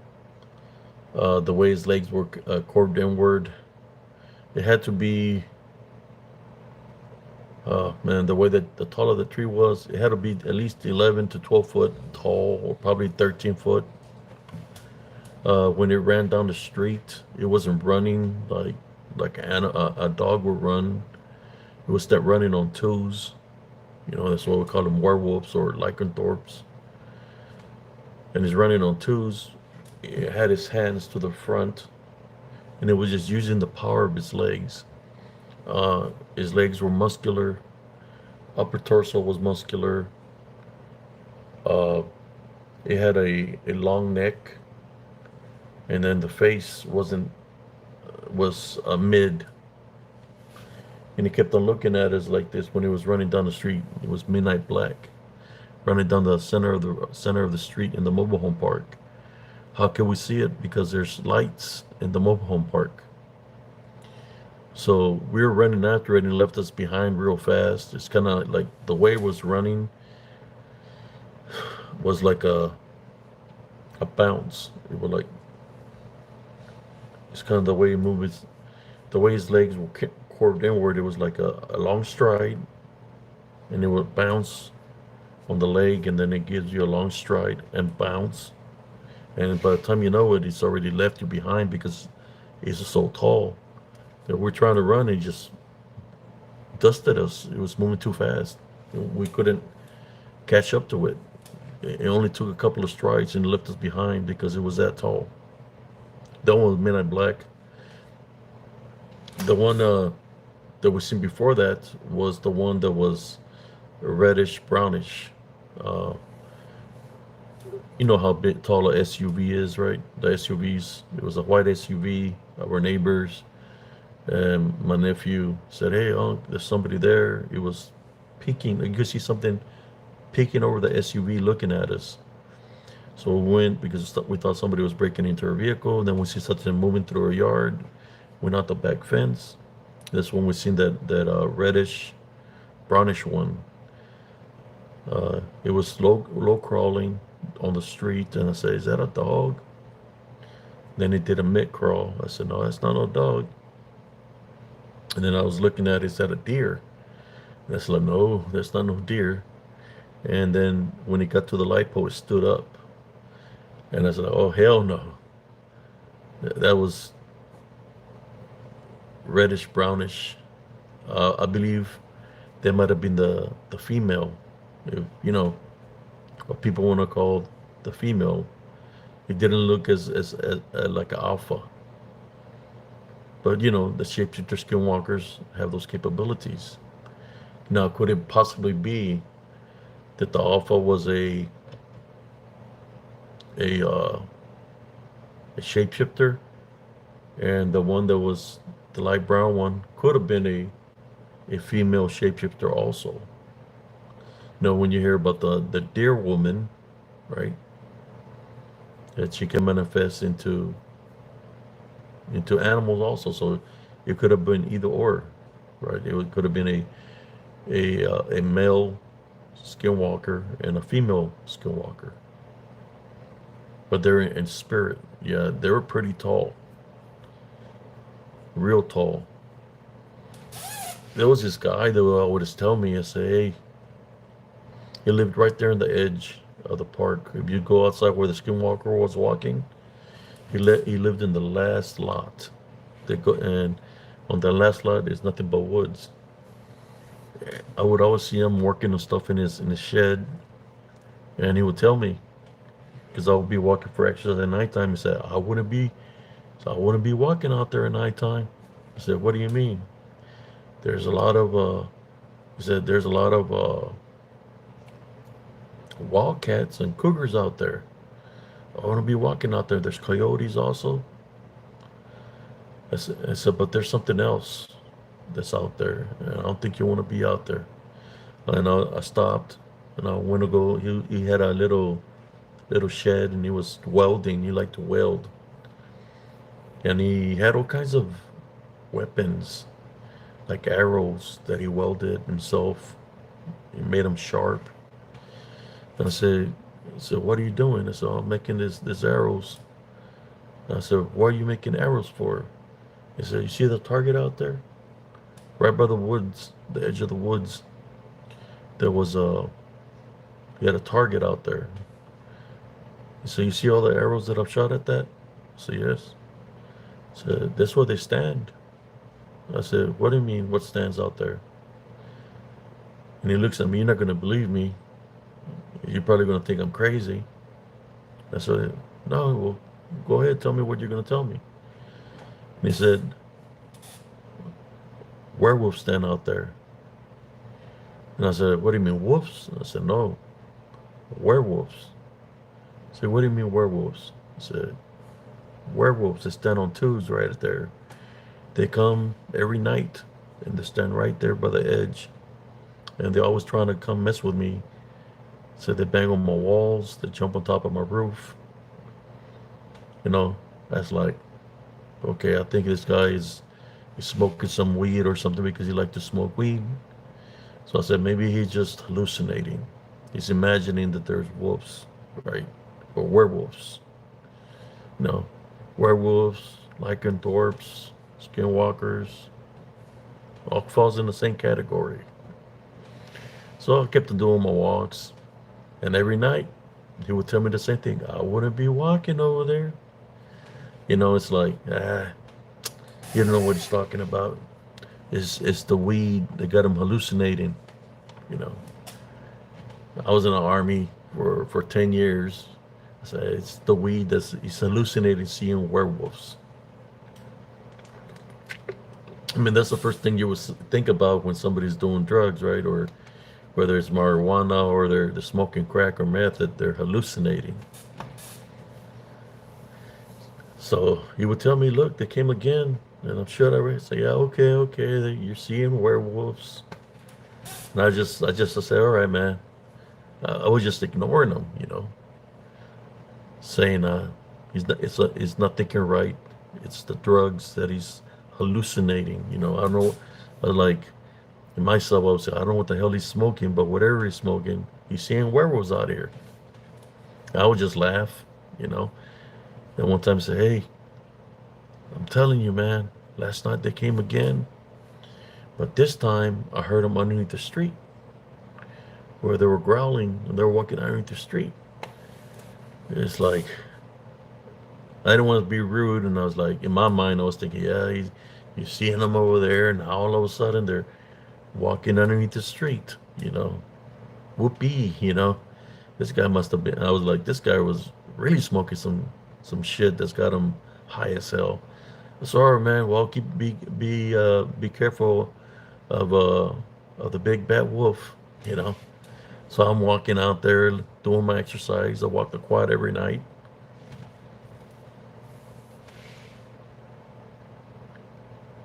Till I start talking to other people. This other old lady, Philippine lady, she had been there living in the park for 30 years or 35 years. She was moving. She had seen me walking through the woods to say, hey. She called me over. Philippine lady was like 70 years old. She said, don't go walking in those woods over there. I said, why, man? Why do you want me walking through that's the path to a shortcut to go to the store? I said, no, there's something very evil there. Don't go walking in there. And I asked her, well, what kind of evil lives there? Can you explain to me, tell me why you're saying there's something evil there? And the only thing she told me was this, that she was picking flowers in the woods and that this giant snake surrounded her. He had red eyes and he was telling her something. That it left. And then she looked at me and said, there's something evil there. Don't go in there. I said, okay, here go. There's another person. The other guy's high as a kite. That's how I would say it, high as a kite. Now you got this old lady here saying there's a giant snake with red eyes in there. I spoke to her, but she can tell me what it said to her. So I'm cutting through that path and all this stuff, right? When she's moving, she's not there no more. The mobile home's gone. There's a man. There's a man outside the fence, which I guess he said he was her son. But he was standing outside the fence, not inside the fence. We were talking. He had like a yellowish glare in his eyes. He's like, hey, my name is so-and-so. I'm a historian of the natives of New Mexico and Arizona. I'm her son. And he said, do you know what a lycanthrope is? And I was like, is that like a werewolf? He said, I really don't know. He said, you see the wood over there, that path? I said, yeah. That's its home. That's where it lives. Don't go in there. And he was looking at me and you could see the yellowish eyes. It's like, all right, man, well, thanks for letting me know. And he was just looking at me real weird. So I walk away. Then like a couple of months later, I guess like a month, two later, I see him again. And he's this time is inside the yard and he's taking out stuff from the shed. And it's like, hey man, how you doing? And he's like, excuse me? I said, how you doing, bro? You don't remember me? We spoke last time. You're telling me you're a historian and uh, that you still works in New Mexico and Arizona. And he's looking at me and said, I think you got me confused with somebody else. I said, no, you were telling me not to go into those woods because of a lycanthrope. He said, man, I don't even know who you are. This is the first time I've ever spoken to you. That's what he told me. So I walked away like, what the hell? So does he have memory loss? But I noticed something that he didn't have the yellowish glare in the eyes like the Skinwalker did.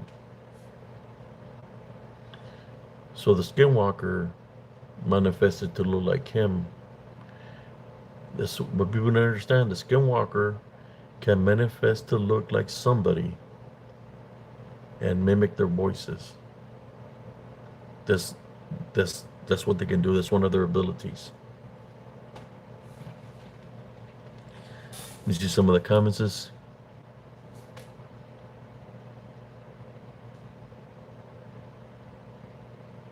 Yeah.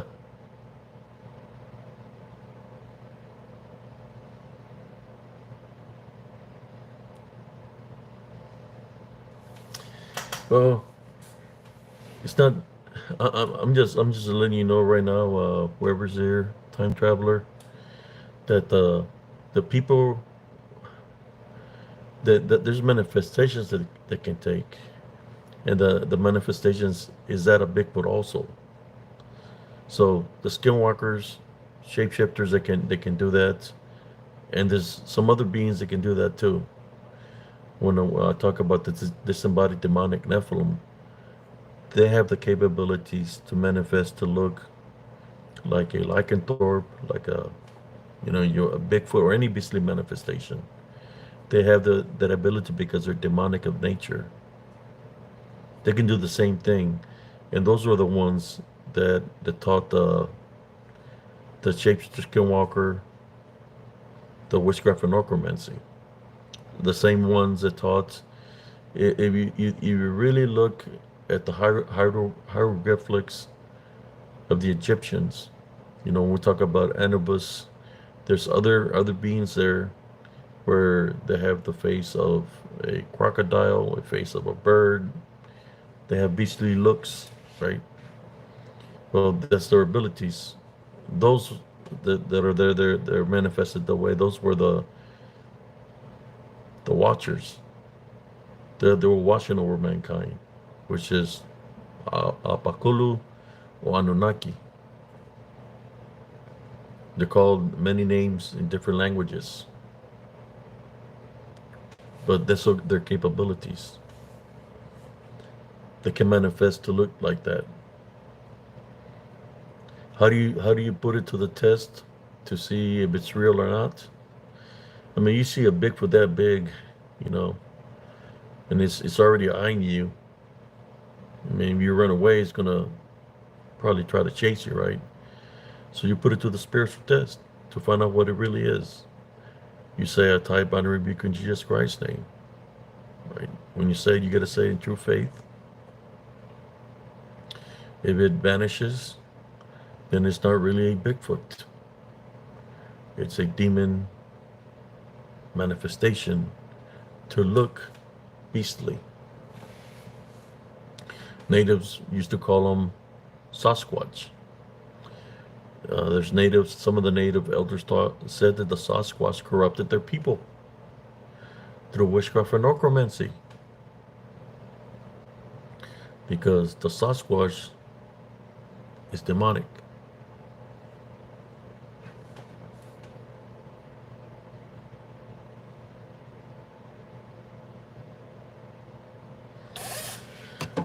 Well, the Skinwalker literally let me know indirectly not to go in there because that's where he resides. Like I said, it has to identify itself to a child of God, somebody who's walking with the Love Foundation. They have to identify that say themselves directly or indirectly. So he did it directly, but indirectly because he was in the manifestation of that man. But he had to identify himself to me. And I could see the there was something else besides the man there because of the eyes, the glare that they had towards me. So it was identifying itself to me that that's where it resided, that's where it lived, to stay out of there, like warning me not to go in there. I hope y'all are enjoying this, guys. You know, I'm hitting this little button to see if more people or come into the lobby. And I'm sorry about earlier when I was going off about the VA.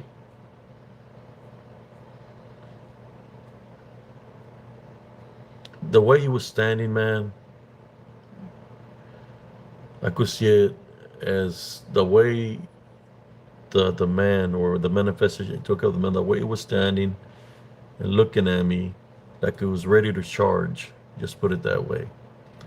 The way he was standing and the way he was looking at me, it was in a like he was standing like he was relaxed. He was standing like he was ready to charge. Just put it that way. So when I walked away from him, I was walking backwards because his stance was telling me he was going to charge me, right?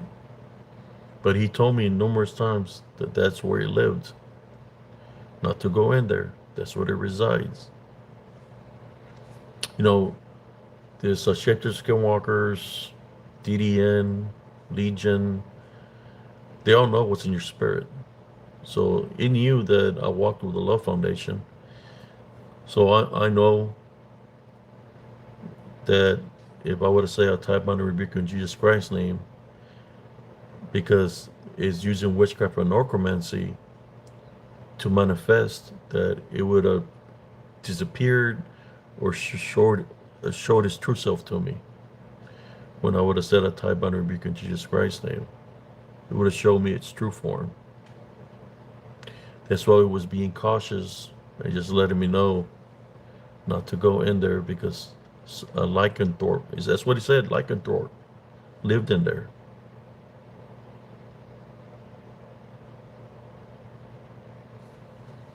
I hope you all are enjoying this life, your brothers and sisters. Thank you. Thank you, cousin. You know, I just felt I had to talk about this, man. I know my sister B yesterday was saying that certain things are happening to her, and I prayed for her yesterday where she said she was hearing a man outside her place, outside where she lived. They can take different manifestations. They could blend in with our environment. They can look like a regular person, brothers and sisters, just skinwalker shapeshifters or the DDN or the Legion. They can look like a regular person, but it's just a manifestation that they take.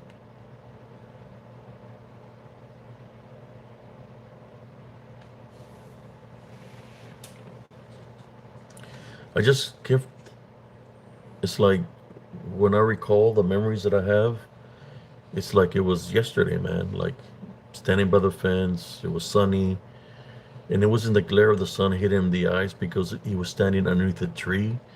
He just had a natural glare in his eyes, yellow glare looking at me. You could say like a yellow glare of a lion.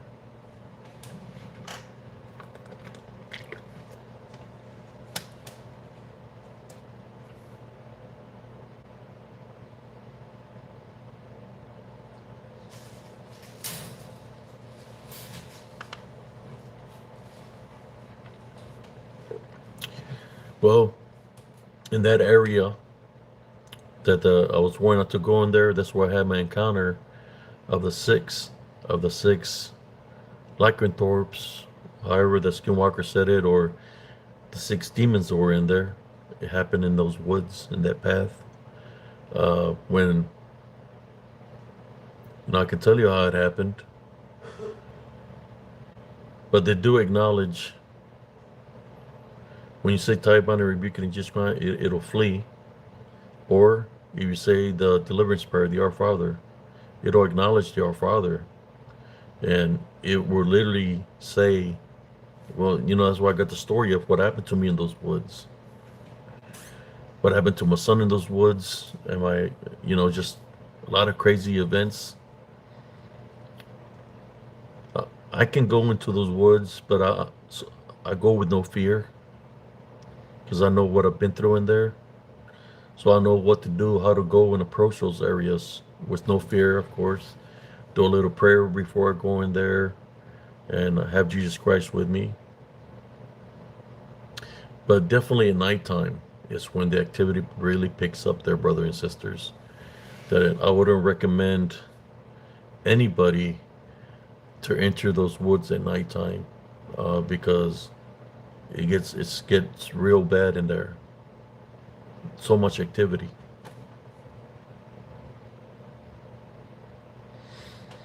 Let me read some of these comments here. Time traveler, my great grandma saw Mothman when she was a little girl. She was at her mom's house in Colorado. She was watching for her dad to get home. They heard a honking sound, and her brother and her opened the front door and saw its red eyes and a black cape. And she said he had chicken fingers, and her mom slammed the door and the holy water on them.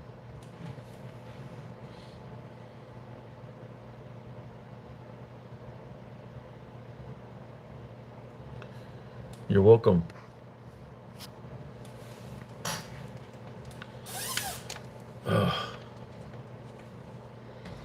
It's kind of like this.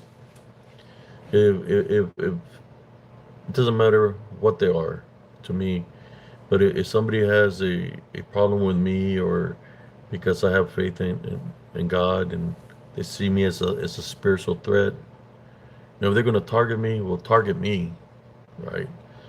But they crossed the boundary when they targeted my son. That's where it all started, actually. There in Elms Grove, when I first moved in there, it was in 2002. My son was barely born. I said, okay, this would be a good place for my son to raise my son. There's a park. I can take him to the park and play with him. There's a swimming pool nearby where I live in the park. A good environment for a kid, a child to be raised. At first I would never really sense nothing there, till that day that my son got lured into the woods. And the woods that he got lured into was that area that the Skinwalker told me not to go into. The Skinwalker happened after. My son was playing on the swing sets and with his friend, my friend's daughter. They're like a year apart. They're playing on the swing set and the slide. And I was showing her the creek that's right by the park. So we could hear him playing, and we're showing her the creek. Next thing you know, we don't hear him playing no more. And I was like, hey, we don't hear no noise. That means something's going on. So we went out there, and we couldn't find him in the park or on the swing sets. So I said, let's go check the other side of the park, because there's two sides of the park where there's on the other side there was a merry-go-round, swing set, and a slide. We went there. It wasn't there.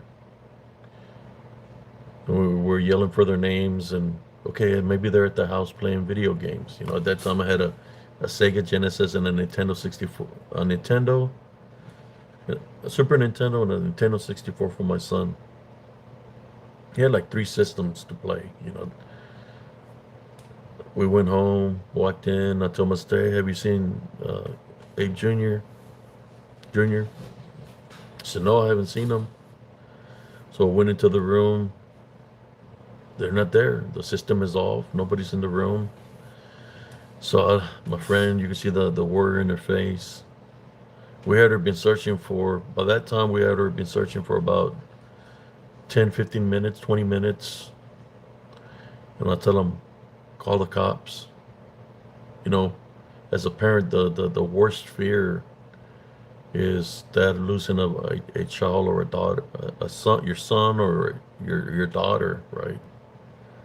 So she's freaking out. I said, let me go look in the woods again, or by the park again. So I'll go out there and I'm yelling their names real loud.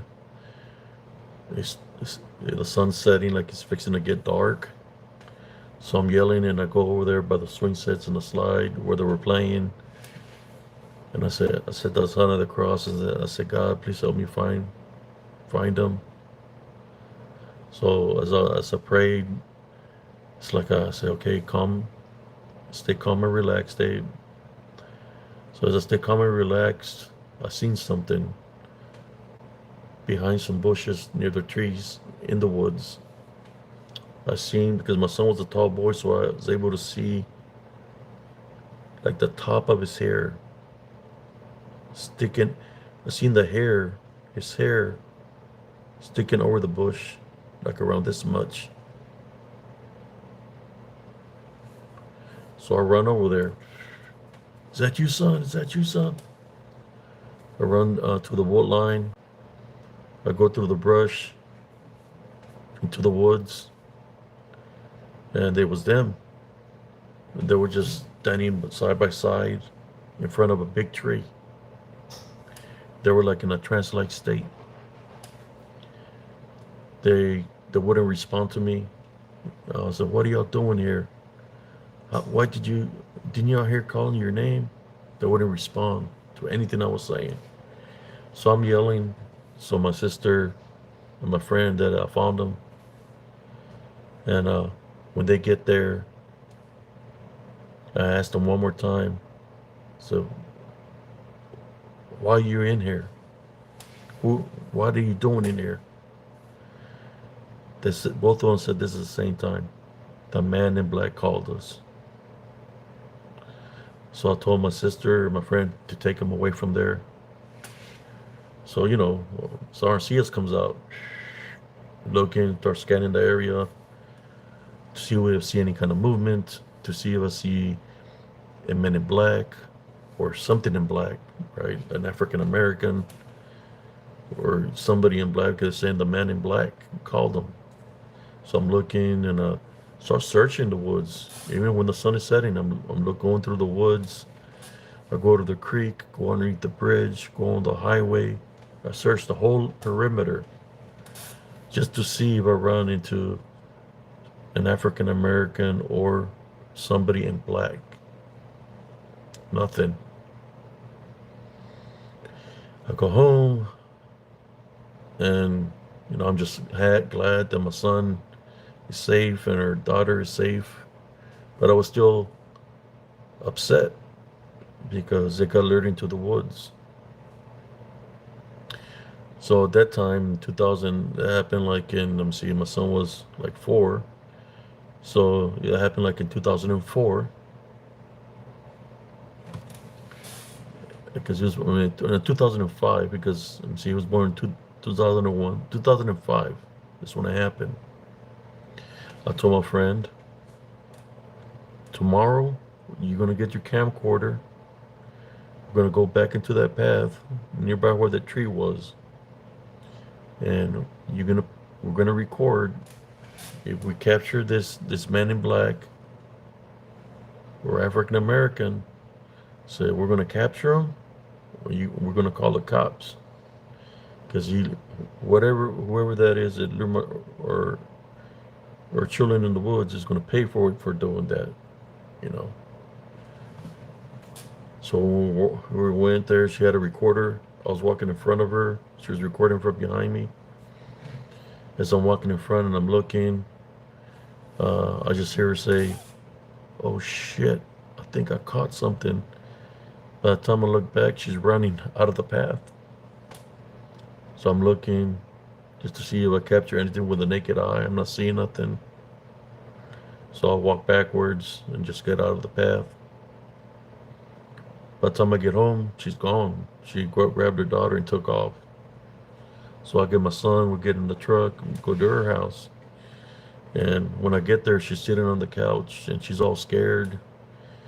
I said, the camcorder's right there. So I caught something, Abe. I said, I'm scared. I said, what do you mean you're scared? I said, yeah, I caught something. So, like right now, I feel something. Something I don't want to say the story because my ears are ringing. So if there's any negative energies or something trying to cause interference of me speaking the story, tell you bound and rebuke you in Jesus Christ's name. You're not welcome here, leave. So I'll start looking at the video and I go to the part where she says, oh shit, I see something. And when she says, oh shit, I see something, there's something looking at us through the woods. It's black. It looks like it's created by Mother Nature itself. But it's black and it's got an amulet around its neck. And he's just looking at us.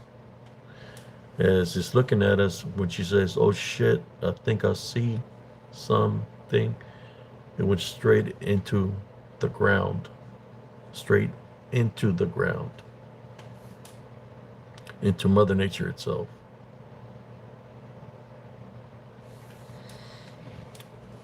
She was so scared that when I went home, went back the following day, she got rid of that video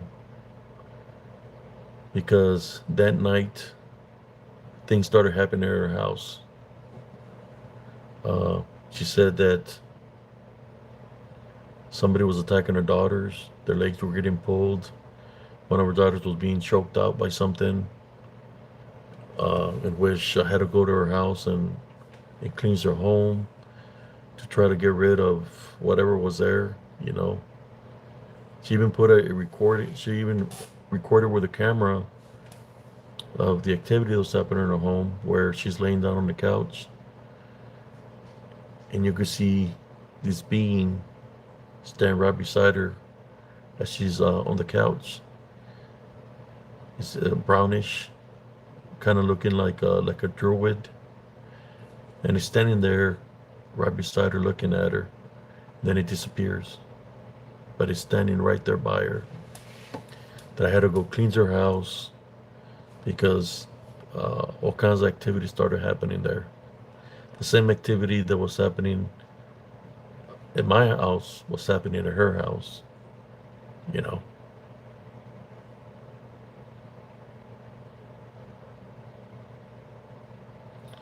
Yes. So it became personal to me, real personal, because that's my son, my only son. It became very personal that I went into military stealth mode, you know, camouflage my paint, my face, put on my old gear. I will go into the woods after that just to see if I could run into this man in black that was in the camera. I would go in there looking for it in the area that I was told not to go in there. But at that time, I didn't know about the lycanthrope. I just wanted to see what was in the woods. I could stay in a certain position in my gear for a very long time just to see if I see any movement. I didn't have no flashlight or anything like that. I'll be just in blackout mode. But I would never really see nothing right there. That I seen movement or nothing like that. And I even have weapons and everything to fight whatever it was. But it wouldn't show itself to me. said it was personal.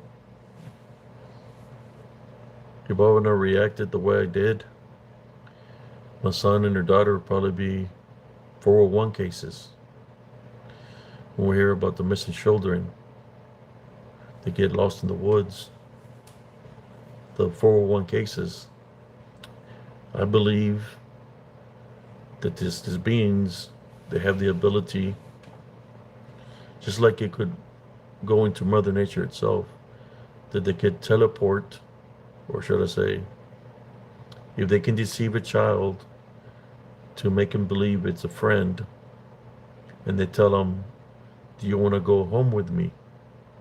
And if the child says yes, then right there they can have the ability to take them to the location where they come from, because it's kind of like they're involuntarily agreeing to what it's saying. I'm just glad that I was able to. There's something. Oh, something.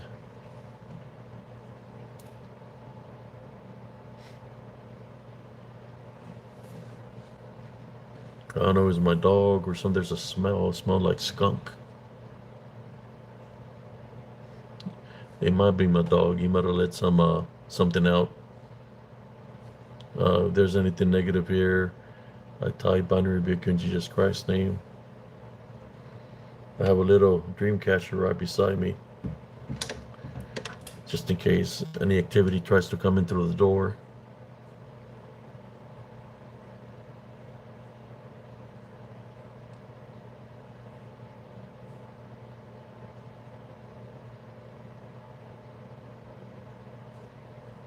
Yeah, I mean, I'm more than sure that that something did call them into the woods, because they're not the only ones that got lured into the woods. Um, there was later on, like maybe 8, 9 years later, there was somebody playing on the swing set, which is my nephew's wife or girlfriend at the time. She was playing on the swings, and she said that there was a man in black that waved to her to go, that he was in the woods, waving, called her by her name, and told her to go over there to where it was at. When she came running all the way from the park to the house, she was literally crying because she was scared. So me and my nephew went to the area to where she said that it was supposedly standing calling her name, and we couldn't find nothing. You know, we were calling it out, but nothing showed itself. But she was dramatized from what she witnessed. She said it looked like a person, but it wasn't a person. It was just something that was all black. It knew my name, and it was calling me to go to it.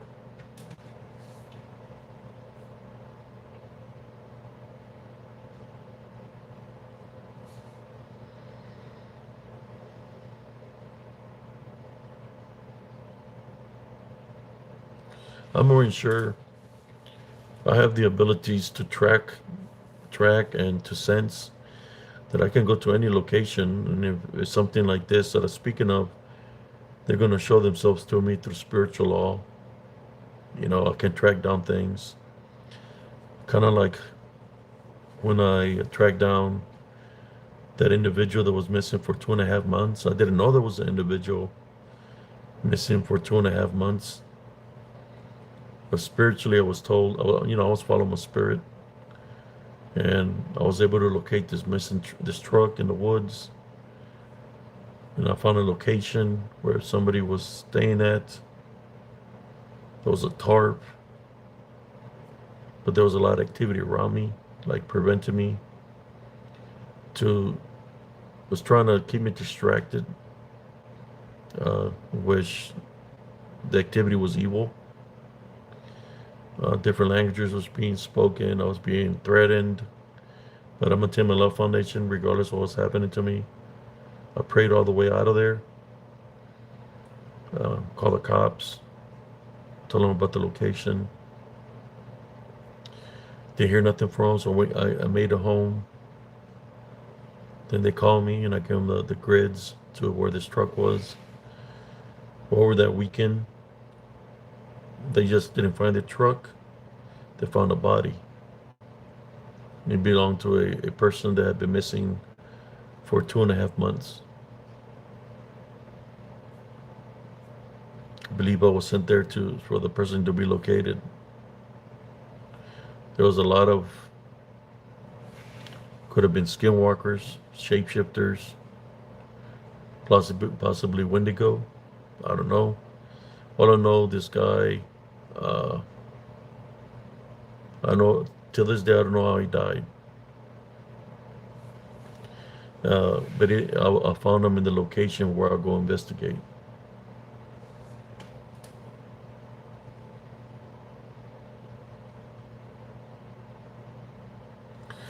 Oh yeah, them shadow beings ain't no joke. They come in numbers, you know. Those dark shadow, I'll just say dark spirits.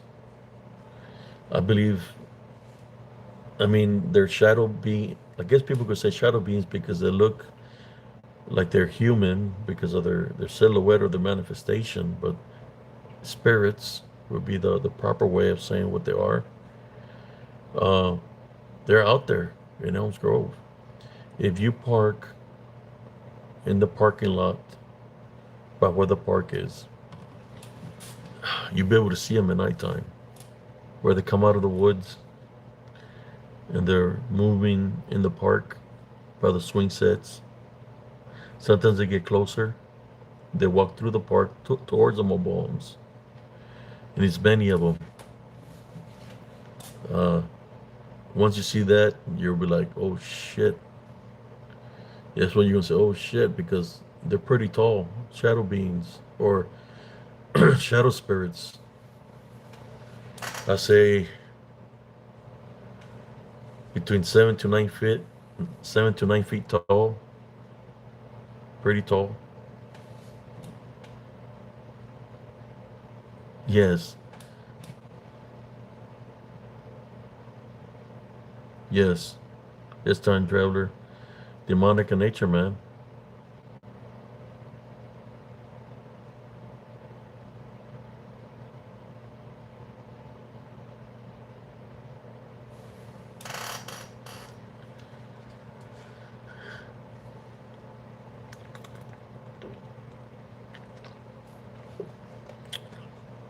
If I could track spiritually a person that was missing for 2.5 months, and I tracked it to the location where he passed away because his spirit is there, I can track a person that might be lost because I track their spirit, even if it's living.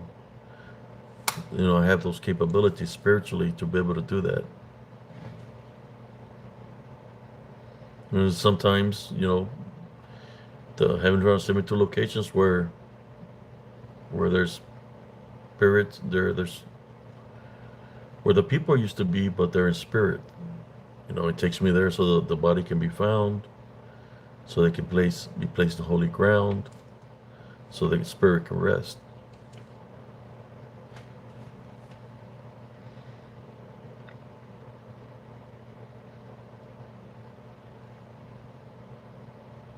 Yeah, they're real tall, and those shadow spirits, they like going into the trees.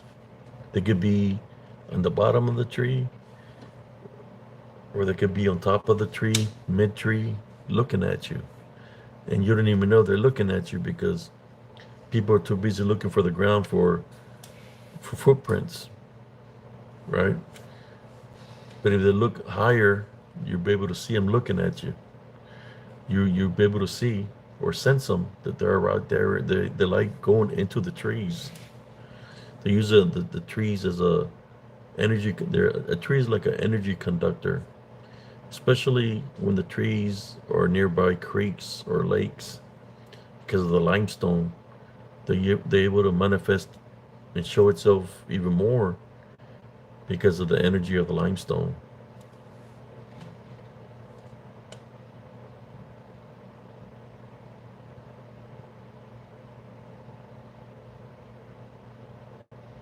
Oh, they can go through the walls. They have the ability to open the sliding doors, open your front door. You know, they have those abilities. They can literally open the door. So if they can open a door and move a sliding door, they have abilities of throwing a rock at you, and they do have abilities of throwing wood at you. You know, if they can open a sliding door or open your front door, they have abilities of throwing things at you too. When they're in in shadow spirit form.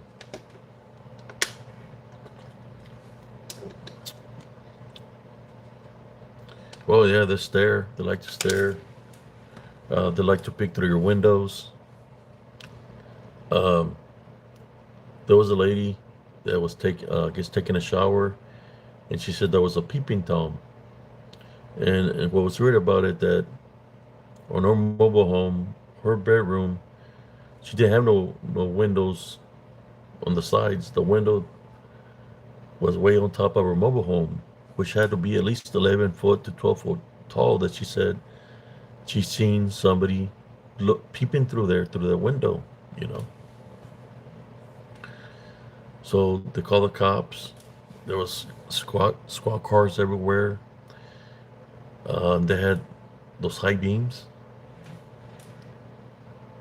They were following somebody with the high beams, and everybody, you know, from the mobile home park went outside to check it out to see what was going on. And they were like, the lady was like, "Yeah, peeping tom. It was a peeping tom." So they got this guy. There's like 4 or 5, possibly 6 squad cars. This got this high beam on something. Like all the high beams are pointing at this thing that's in the center of the high beams. What was weird about it, it was just a shadow where the high beams were pointing. It was not a person. He was very tall, and he kept on moving. You know, and he's like they were like hitting it, and like they were trying to chase it. So at the entrance of the park, there was a squad car parked there with two officers standing. That shadow figure or shadow spirit passed right in front of them, moving real fast. They're looking at each other and they start talking. That's like, "Did you see that?"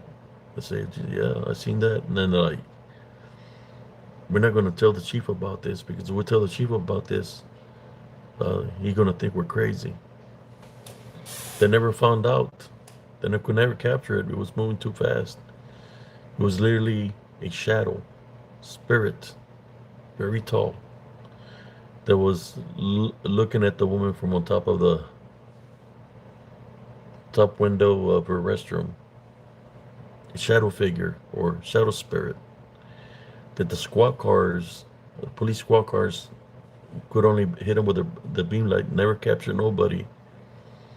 And when it passed in front of those guys, they were like, "We're not going to tell the chief about this because you're going to think we're crazy." That's bad. That's how bad of a hotspot that area is. That the police officers didn't even write a report of what happened because they'll probably lose their jobs to think they're crazy. So we got, let me see the comments here.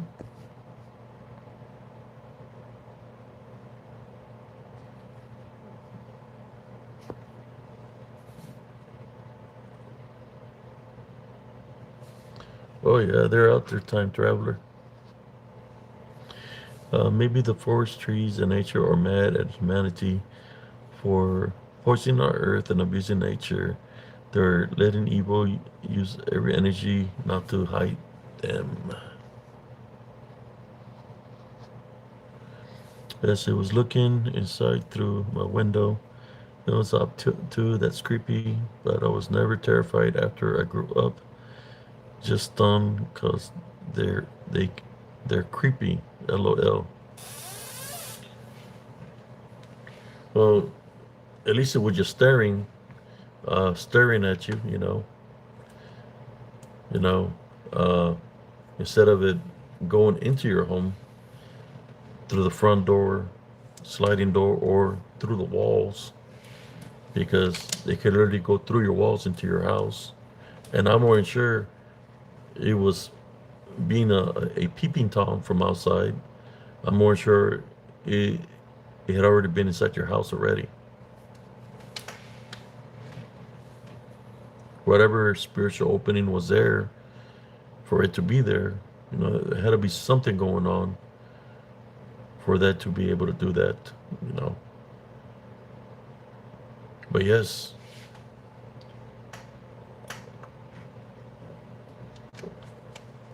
well, the shadow figures are part of the shapeshifter, skinwalker, uh, windigo, and also we can't leave out the when it comes to that.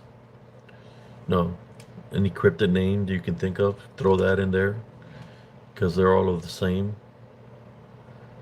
Or we can leave out this other beings. Uh, Let me see if I can remember their name. Like I'm being blocked right now by something. Whew. Where's cousin Jesse at? He'll help me out. What are they called? Uh, oof. The beings that are created. They were created before mankind because they wanted the. There were some that are created out of fire, some that are created out of light, some that are created out of water, out of wind. What is their names? Some were created out of mud.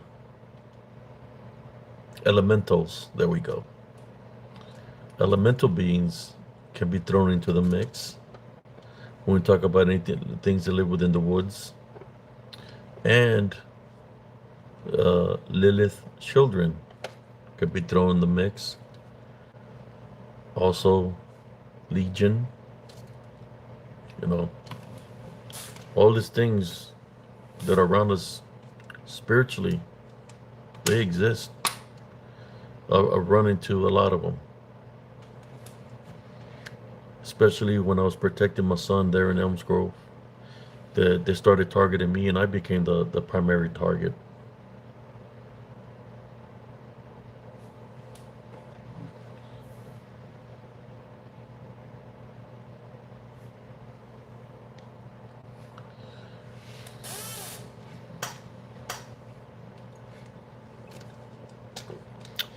Those shadow figures are no joke. You try to, uh, I mean, shadow spirits. They when they're moving, they're not really touching the ground. They're up in the air. I mean, maybe like 2 feet up high off the air, 3 feet, and then when they're moving away from you, like trying to get away from you, they'll go and enter a tree and hide in the tree. They'll jump from one tree to another tree. That's what they do.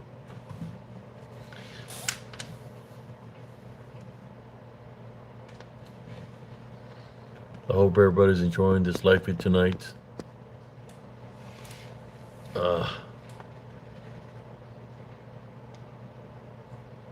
But the Skinwalker shapeshifter that I witnessed, it was creepy. It looked like an old man, but he was pretty tall. He was taller than me. He was walking with his, like a hunchback, barefooted. You see, he was naked. You see his ass cheeks. And I'm like, what am I witnessing? Man, if you really think about it, when you talk about the boogeyman, you could consider a skinwalker shapeshifter like the boogeyman. In some kind of way, you can think about that. Why? Missing 401 cases, children missing. So you could consider the Wendigo, Skinwalker Wendigo, the boogeyman, because kids disappear when they're around. Children disappear when they're around.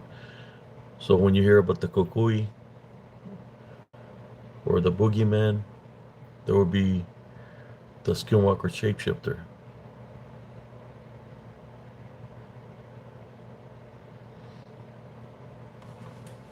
Let's see who I got here. Think about the missing 401 cases. So many children missing. What's luring them into the woods? What's calling their names? It will be to be a being that has the ability to do all that. And if we were to place a what do you call it? When you have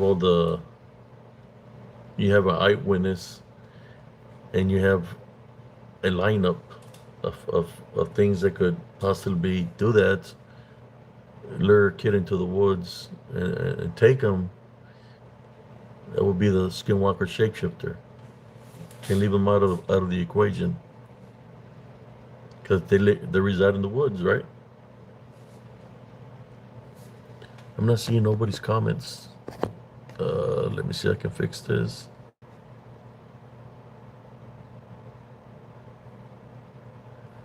Ooh, I was missing a lot of comments here. Sorry about that, guys. I was talking away, but now I see the comments.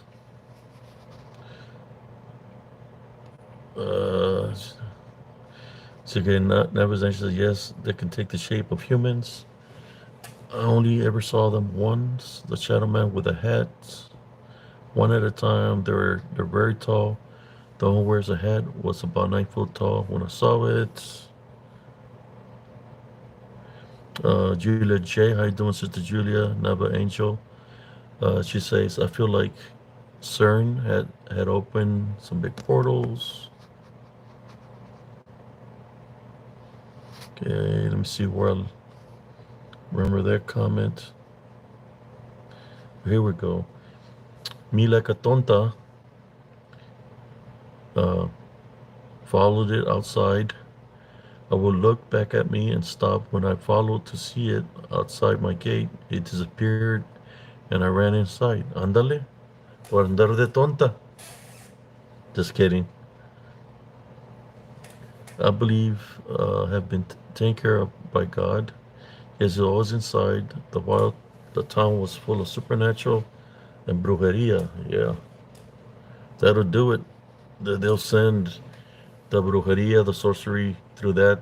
They can send something to your house if you're the target, or to try to do the maldad to you.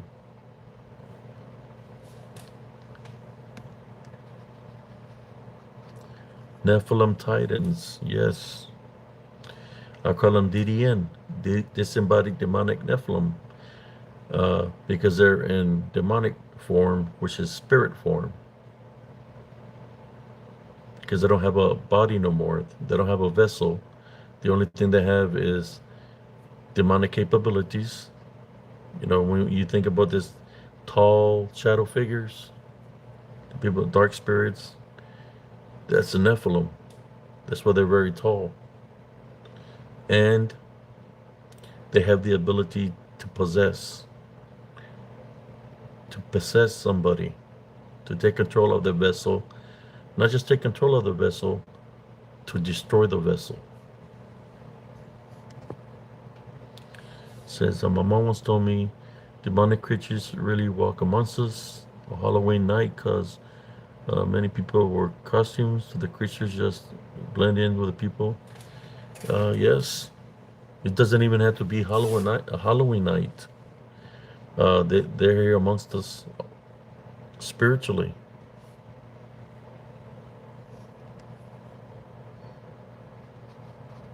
Okay, hello Vesh. Glad you made it. Hope you're feeling well. Hi, thank you. I'm okay. There's everyone. Have a great evening or morning. All right, brother Vash. Check out later. Thank you, Sister Neva's Angel. Now I'm seeing all the likes and everything now. I was missing all that. How you doing, brother? All Gore. Salute. Yes, missing 401.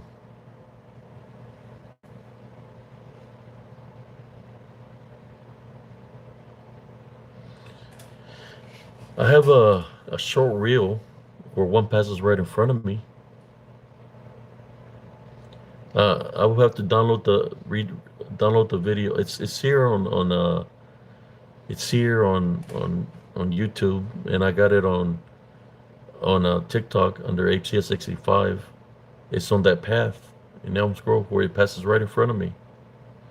I'll recreate it again so you can see how it's moving, and it's pretty tall. It's taller than me, but it passes right in front of me in the path. Very tall. It goes from one side of the path to the other side of the path in front of me, a shadow figure or shadow spirit.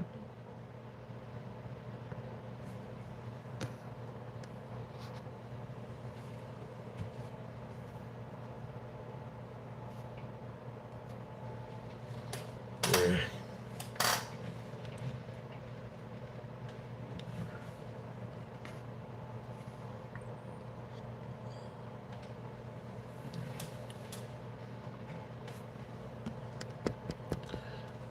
Yeah, all the night owls are coming out now, eh? All the lechuzas, all the lechuzas are coming out. Oh yeah, I believe you, Sister Deborah. They're very tall. They're taller than 8 foot. Some were 9 foot, 10 foot, 11 foot, 13 foot tall. Depends how big the shadow wants to transform to. So it could be little shadows. You know, 1 foot, 2 foot, 3 foot, four. Don't let me banana. No, I'm just playing. It could be 1 foot, 2 foot, 3 foot, 4, 5, 6, 7, to whatever they want to manifest to.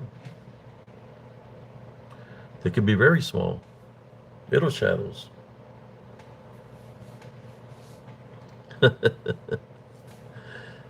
Oh man,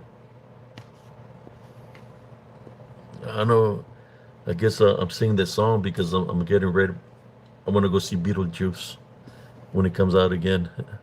The new one, Beetlejuice.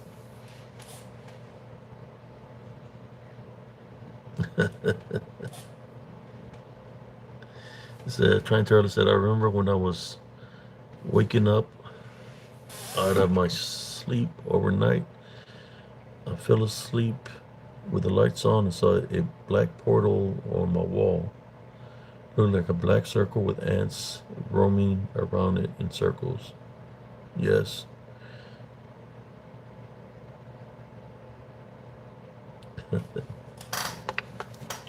Yeah, I remember seeing Beetlejuice back in was it in the 80s when it came out? Was it the 80s? I think it was the 80s when it came out.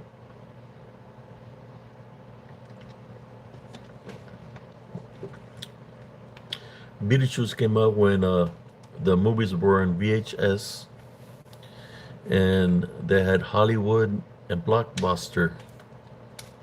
When you had to go rent a movie, if you wanted to watch a movie, you had to rent them, and they had them all on VHS on the walls. You know, you had to go to the counter and to see if anybody dropped the movie that you wanted to watch. They don't even exist no more. I don't think they do. Blockbusters or Hollywood.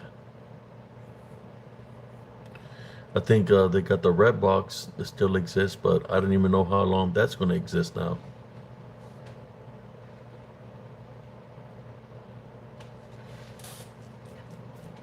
Yeah, I remember the old theaters. I like going to the balcony. I really wouldn't watch the movies when I would go to the balcony.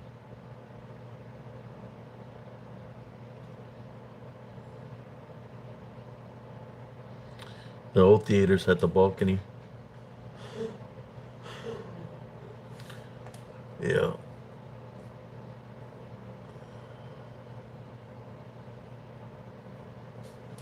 See, but the shadow beings, I've always run into them all throughout my life, or shadow spirits. Since I was a kid, I would always see them. I would see them at the schools. I see them in the church. I would see them when I come out of the movies, especially after watching a scary movie. You can see the shadow figures because the opening is there, right? Have you seen a scary movie? I think like The Exorcist. You have the spiritual opening of fear. So what surfaces up? Shadow figures, because they see that you're afraid. So they're like, oh, here's somebody we can attach ourselves to.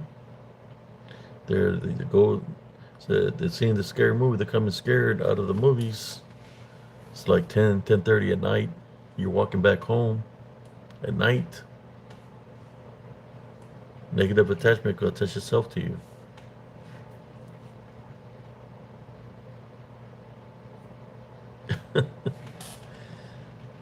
I never did that.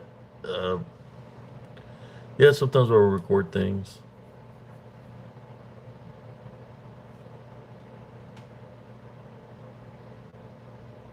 Sebastian, thank goodness I did it so fun to watch the old commercials. What was the old commercial? The old commercial that was pretty popular back in the day was that old lady from Arby's that would say, "Where's the beef?" Remember that old lady? So she would say, "Where's the beef?" She was pretty popular back in the day.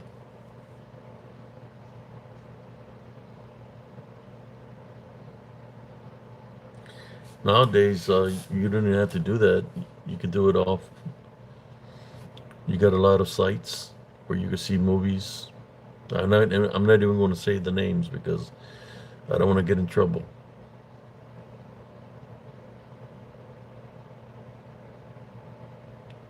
Yeah, that was Wendy's.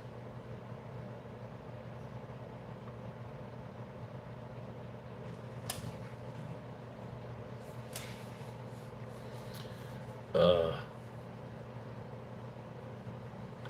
I always like the commercial of the Doublemint twins. They always had different twins there for the gum. They'll put some hot girls there sometimes. The Doublemint twins. Uh, and the other commercial, the Wheaties. They had Mikey. He likes it. He likes it. That was pretty popular, Mikey. Believe it or not, with those old videos from back in the day, I remember Bruce Jenner on the commercials of Wheaties. What happened to Bruce? He stayed back in the day. I don't know what happened to him. Does anybody know what happened to Bruce? If there's a Bruce in the house, can you please stand up? Please stand up. Whatever happened to Bruce Jenner? Mr. Jenner? Miss Jenner? He transformed. I thought he had died. Brucita Jenner. Last time I seen him, he was in a box of Wheaties.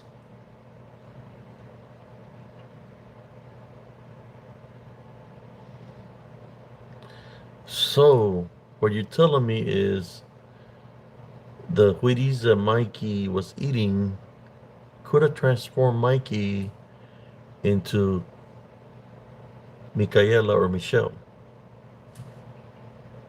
So the Wheaties did it. It had to be the Wheaties. If Bruce Jenner He's not running for the Olympics anymore.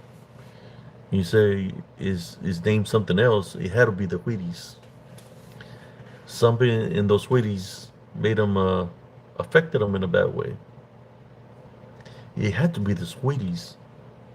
They should make a new Wheaties commercial, show an old picture of Bruce Jenner to how he looks now. Do you think it was the Wheaties that made him do that?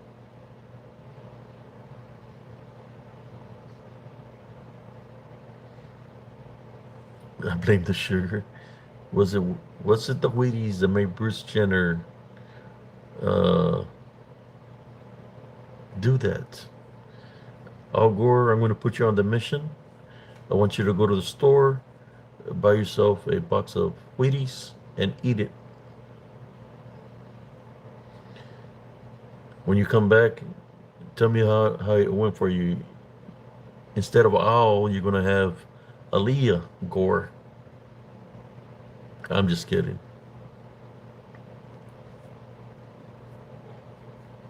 Too much fruity people. You're going to come back and Aaliyah, instead of Al, Aaliyah. We're sending you on the mission. Carry on, trooper. Let me know how it goes.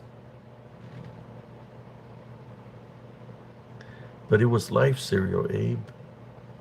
I thought Bruce Jenner was in a box of Wheaties. Wasn't it a box of Wheaties? Or am I wrong? Wasn't Mikey? Well, shit, they were both had some kind of wheat in them, no? Can anybody do a little research for me? Was Bruce Jenner in the box of Wheaties? There you go. He was in the Wheaties.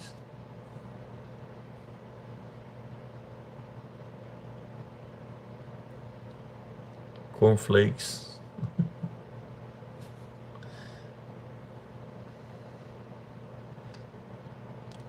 And they need to make a song, but the Wheaties had to boycott the Wheaties. And so there's no more Bruce Jenner. I mean, you were born a Bruce. That's disrespecting all the Bruce Willis, all the Bruces. Bruce Willis, Bruce Lee. Now there's no Bruce Jenner. Bruce Gender? Is there a Bruce Gender in the house? Cornflakes. Bruce Wayne. Yeah.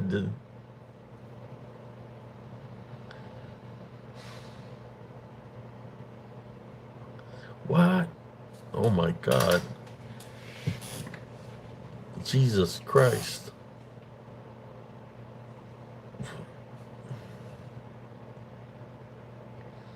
So he's with another trans, a man who's now a woman. A man is not a woman. Whoa.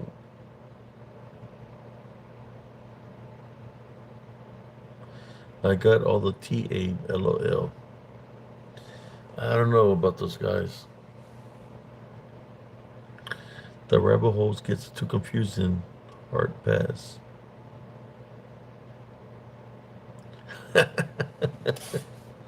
Dang. The hell, man. Transgender gender.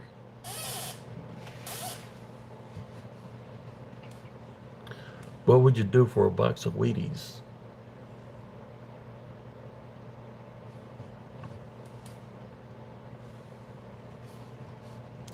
Do you think if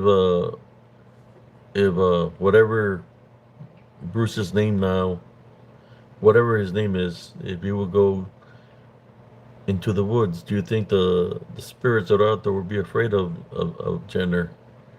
Because he don't know what the hell he is. Now, I'm gonna tell you what would happen to him.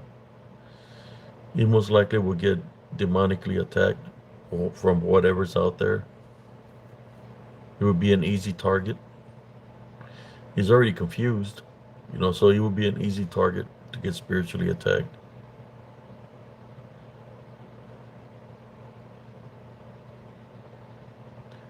the hell? He wants a baby. I mean, he's already got.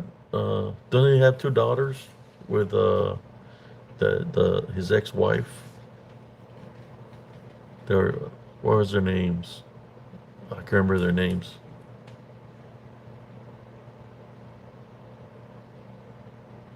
Yeah, he's spiritually vulnerable. They'll literally just bond them and make them do all kinds of crazy stuff out there in the woods.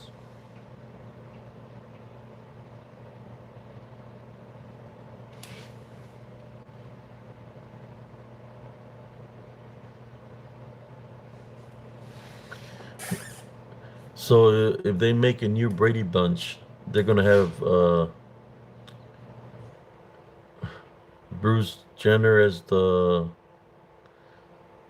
mother or whatever his name is. He he has a whole new spiritual. Yeah, I bet you he does.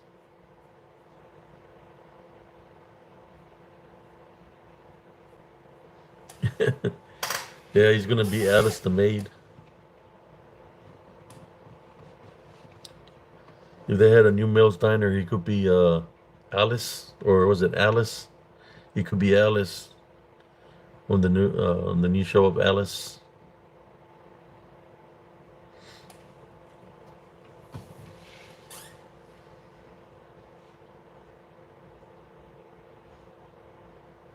That's crazy, man. People will look up to him though when he was an athlete.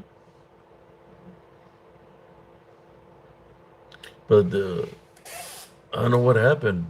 Did he fall down when he was running and hit his head or something?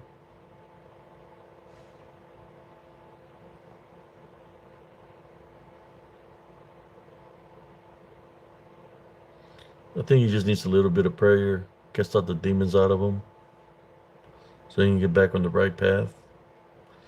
Or, being with the woman that he was with, she could have taken his manhood.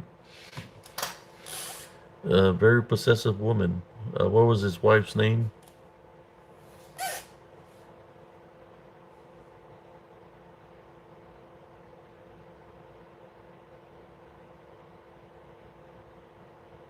Chris, yeah. I mean, they've had their own shows. I don't know, I heard a rumor that they're witches. I don't know if that's true or not. Or, I mean, they made their money, right? That's part of selling your soul uh, to become famous, making money. But wasn't the husband, her real husband, the first husband was he was a lawyer. He's the one that fought for O.J. Simpson.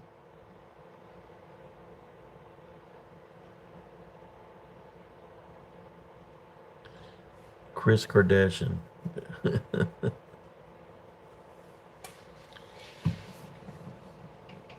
And then I hear a rumor that O.J. Simpson is the father of one of the Kardashians. If that's true or not.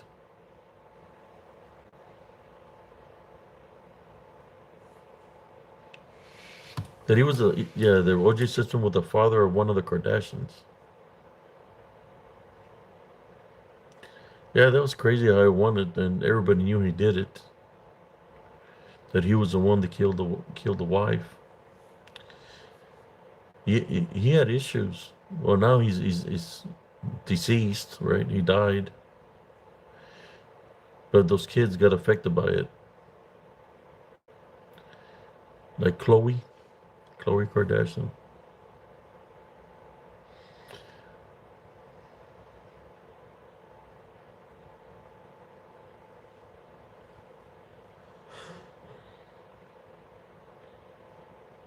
What the hell, Runner?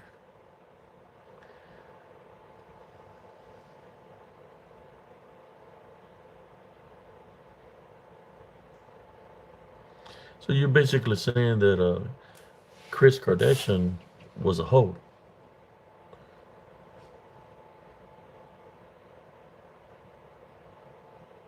And I better not say nothing because they'll try to sue me. I got no dinero for them to sue me. Uh, I don't know. I'm not into all that gossip from Hollywood.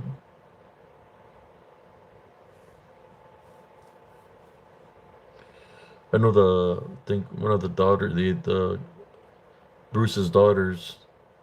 I mean, I call him Bruce. I don't care about anything else. That's what he was born as. So Bruce has uh, two daughters. The youngest ones was Chris. What was their names?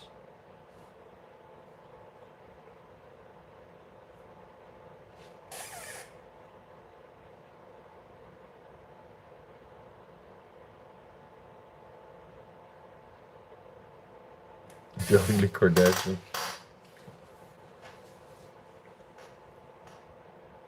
Yeah.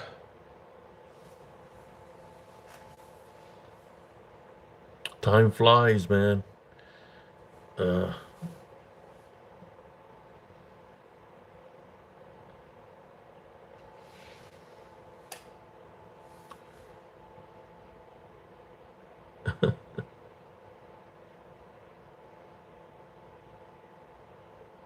Kendall and Kylie. There we go. So I remember seeing their show when they were kids. You know, Bruce Bruce was a father. How can he become a father and then all of a sudden he's got a female name? That makes the show very confusing because on the show it was Bruce Jenner, right? The Kardashians. Wasn't it called the Bruce Jenner Show?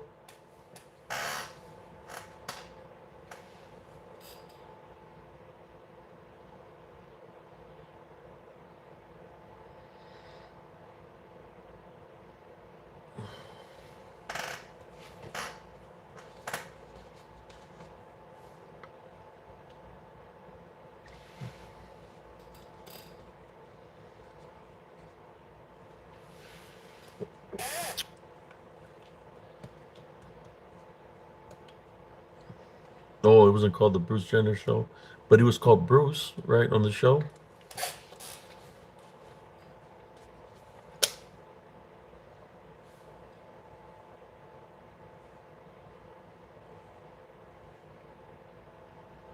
Oh wow.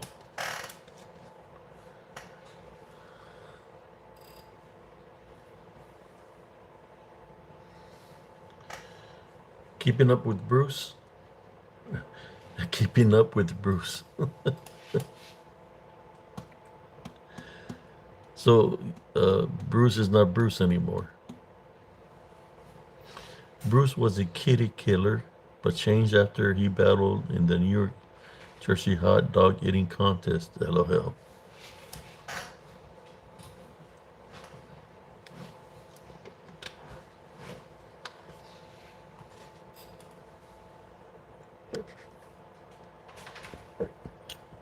We're in the 3 hour mark right now, brothers and sisters. The 3 hour mark.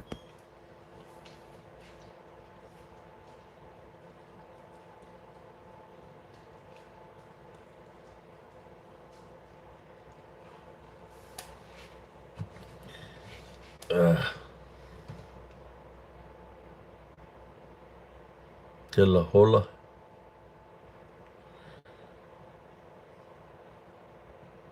Yeah, they got issues, man. Oscar De La Hoya got too many blows to the head and made him go a certain route. Yeah, I think he does a lot of cocaine. Some of the videos I've been watching it lately.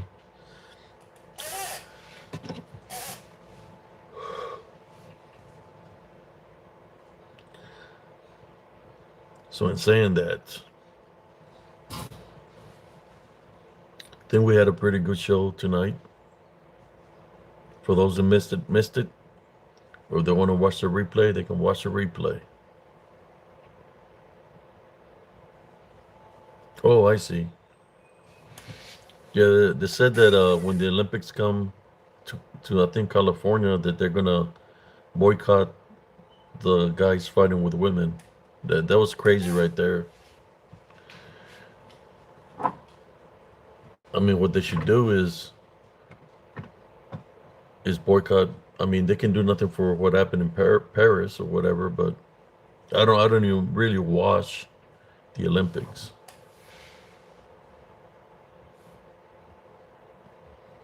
Thank you. How you doing?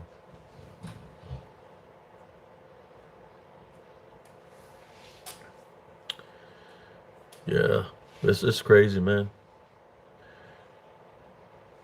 The men should stick with the men's sports, and the females should stick with the female sports. But you got all these genders that is just very confusing for everybody. It doesn't have to be confusing if they would have stuck with male and female, but no, people want to make things complicated. Or it's not even about genders. People identify themselves as certain things. I think I seen a video where people identify themselves as cheap, and they're dressed as cheap. Uh, and they're pretending to be cheap. Me, I can identify them as being spiritually bonded, spiritually possessed. If they're pretending to be cheap or they think they're cheap.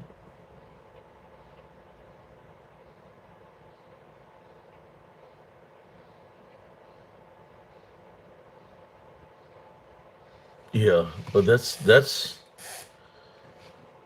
who do you blame for that? Our society, the people in charge, right? That allow that for people to be that way, you know, instead of helping the individuals that they're being spiritually bonded. That's the right diagnose, spiritually bonded, you know.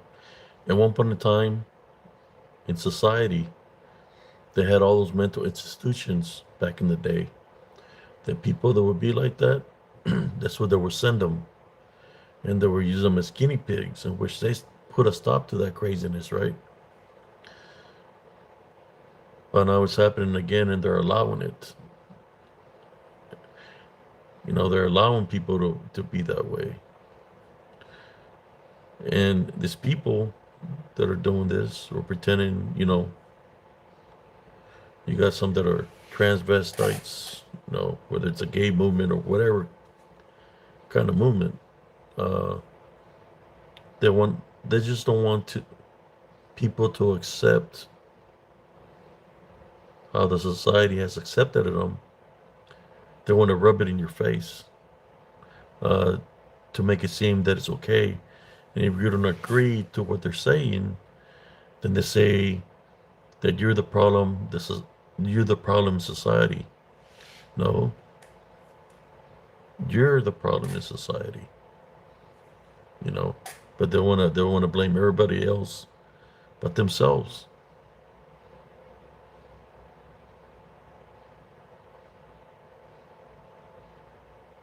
There you go. Vash is identifying himself as a millionaire. Just go ahead, you know. Go get your license. You can put a picture of a dragon on there. They'll probably allow you.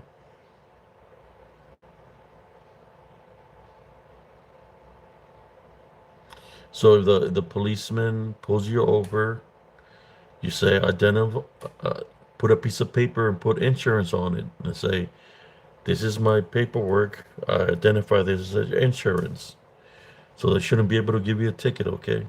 Just put insurance on it. You can put it in crayons, insurance, different colors. So when they pull you over, when you see some registration light, show them that insurance paper. Put identify as insurance. You should be good to go. Trust me, it should work.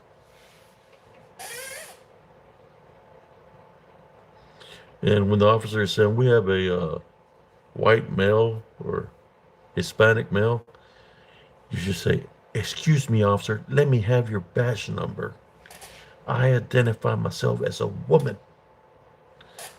You, I'm gonna sue you for disrespecting me. This is not a gold tee. I'm just on some hormone medicine. Steroids are making me look like this.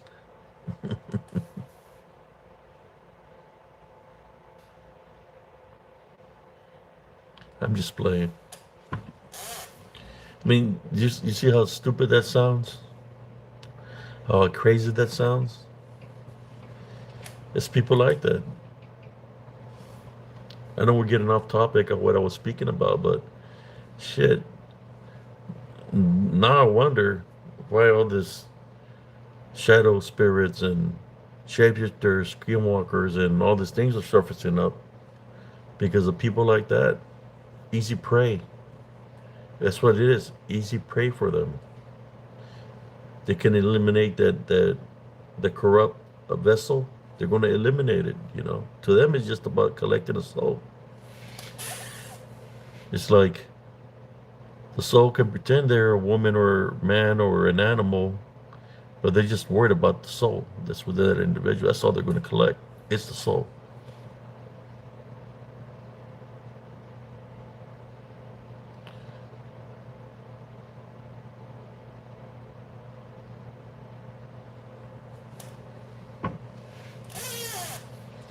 Yeah, all this confusion that's here, or it's not confusion at all for those that have faith in Jesus Christ. It's confusion for everybody else that is being spiritually bonded, spiritually targeted, because they're leaving themselves that spiritual opening.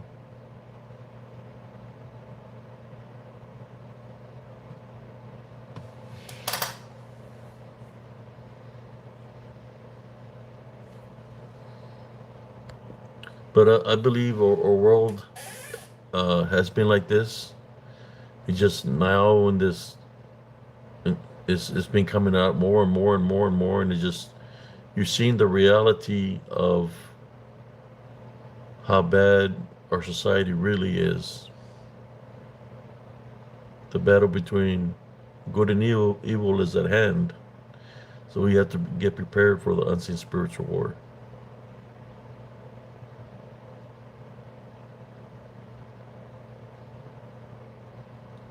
How you doing, elastic machinery?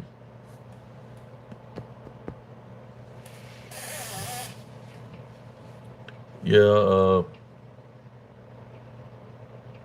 see, in our society, it's been here, but in other countries, it's been there even more. Paris is prime example of that. That's been a lot more there in overseas. They allow things differently. They see things differently over there. So I believe the problem has already been here. It's just a matter of time. I'll see what happens spiritually.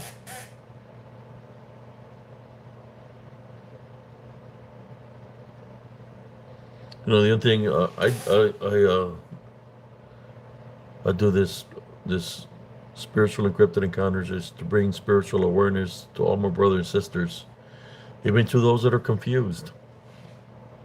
You know, I'm just here to say it's never too late to repent and ask God for forgiveness, and He will guide you spiritually. He will get you out of the situation you're in.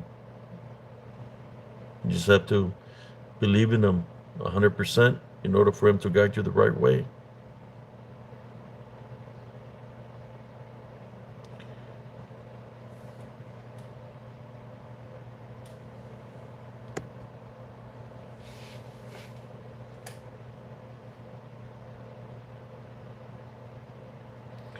You're welcome, Neva's Angel. I know there's family members that people have, or friends, or sons and daughters that they might be, what people call the word gay or whatever. That's the lifestyle that they choose, or that's how they want to be. How they became that way, or how they got their mind corrupted that way. I believe it's through negative seeds that are planted. Um, can they free themselves from that? I believe so. But in order for they free themselves, they have to find out the root of what made them think that way or appear. Normally, they have an attachment a negative attachment, that it would have to take uh, somebody to help out the person spiritually, but they can be bonded by many demons, you know, just like the times of Sodom and Gomorrah.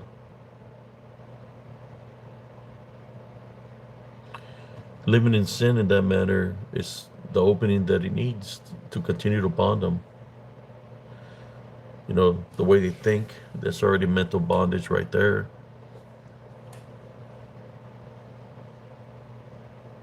Yes, exactly, Garcia.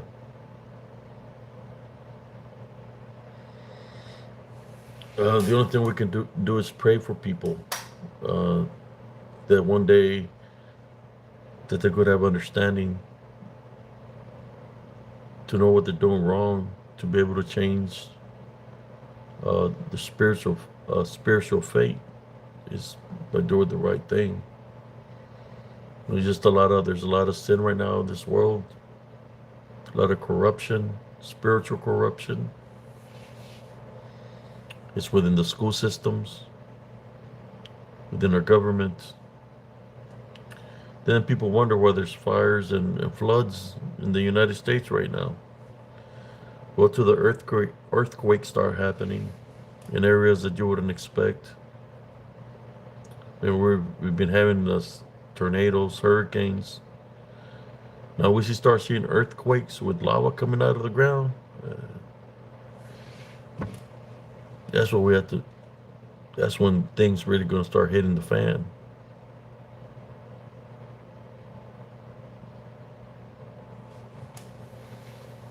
I wonder if that's going to be an awakening, or people are going to say, "Oh shit, oh shoot," you know. I need to get on the right path.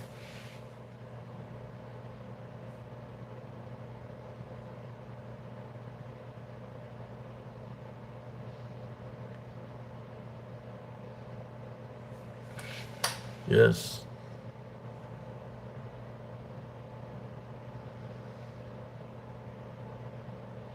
So the weather itself, a lot of events are going to be happening. As is reporting to Maintain Your Love Foundation, I'm talking to you about some of the things that you're going to might witness, what we're speaking tonight, things that I've been encountering for a very long time. Those are just waiting. They're like this. They're just waiting. Moving the fingers like this. I was like, oof. They're gonna be attacking all those people that are already bonded. They're gonna be the easy targets for them. That the people in charge of the LGBT ain't gonna be able to do nothing about it. The people in charge of the transvestites, they're not gonna be able to do nothing about it. They're gonna be easy prey.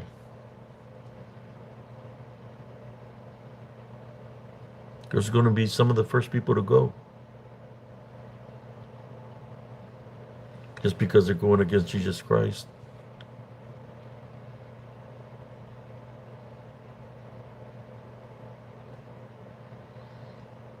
They're gonna go in style, I guess, with the makeup, lipstick, and painted fingernails. You know, some of this music artists, part of the Illuminati and actors, you can say their fate is already sealed also. Just a matter of time. Tick tock, tick tock. Not TikTok like TikTok, but time. It's a matter of time.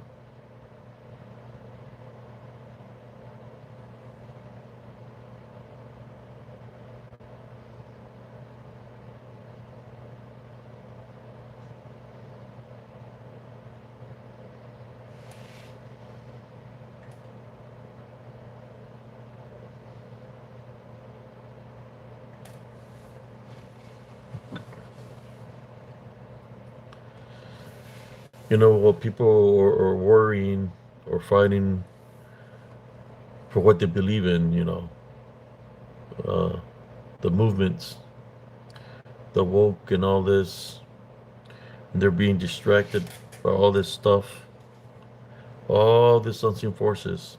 They're just waiting. These people are too busy fighting things instead of preparing themselves spiritually. That's what everybody should be doing, is preparing themselves spiritually to be able to fight for their spirit. Because that's what they want, is our spirits. We have to fight for our spirits to make it into its proper destination. But in order to do that, you have to have faith and believe in Jesus Christ in order to be saved.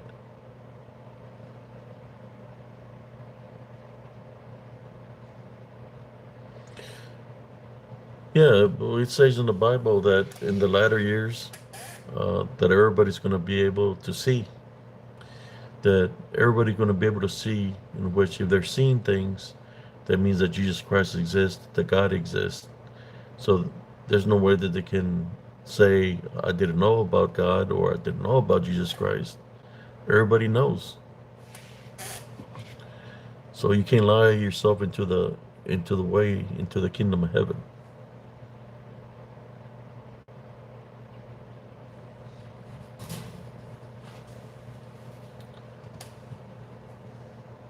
Because I have nothing against nobody. Uh, Everybody does whatever they want to do.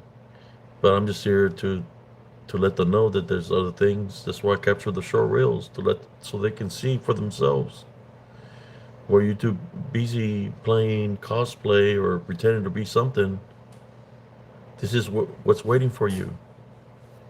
These things that I'm showing you are waiting for you. A unicorn is not going to be able to help you. A fairy is not going to be able to help you. This kind of love that's through the hand is not going to be able to help you. The only one that can help you and save you is Jesus Christ. But if that's how you want to go in a big bang, in a flame of fury, that's all up to you. But you can be saved. That's what I'm just letting you know. That you can be saved. You just got to change your ways.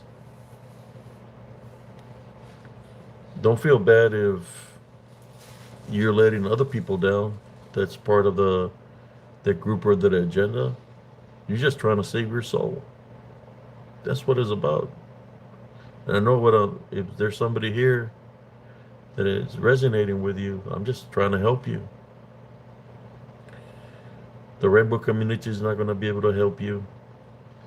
Other groups are not going to be able to help you that are against Jesus Christ. Matter of fact, the ones that encourage you to continue to live in the sin, that's most likely are the people that belong to the Illuminati, that believe in Moloch, they believe on things that are against God. That's what they worship. And they already know what their fate is going to be. So they don't want to go alone. So they want to drag you with them. I'm just saying it's never too late to change your ways, as God forgiveness, so you can be able to see the things that I see. That's why I created the short reels, to let you know that for every action you do here on this earth that's not of God, that's not good, you're gonna have to pay for it.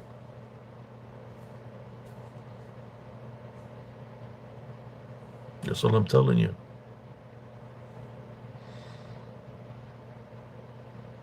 I've seen a lot of people denouncing God. All these people, the fate is already sealed. I believe they're already spiritually bonded. It's just a matter of time.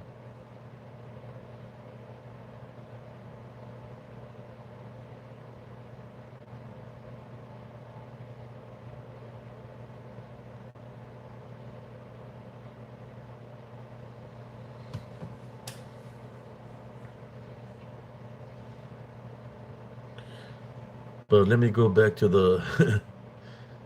I guess I've spoken enough tonight, brothers and sisters. What time is it? It is 3:26 in the morning here. If y'all noticed, we've been troll free all night. Hopefully, it's going to continue to be this way. But we've been troll free here on Spiritual Encrypted Encounters all night long. I don't think the admins have put in anybody out. Definitely something is happening, you know, for it to be troll free. How many? What's the countdown for? Oh boy, it's, I guess a couple of days, 6 days, 7 days. I don't know.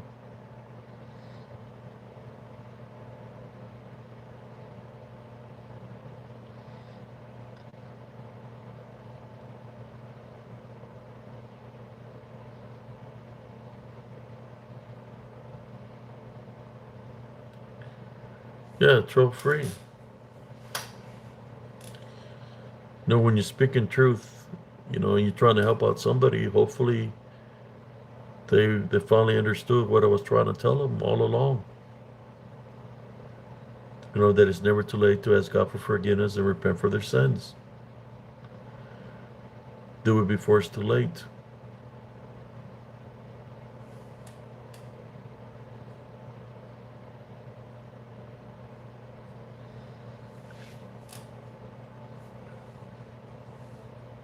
Yeah. So something's happening, right? Or maybe uh, I don't know. I don't know what's happening with him. Yeah, but he hasn't been here. They believe in spiritual encrypted encounters alone. You know, maybe they're playing it down low of the activity that we're doing because it's getting close to the court date, and he wants to look like he's innocent or like he's a victim that people mess with him or something like that. I don't know.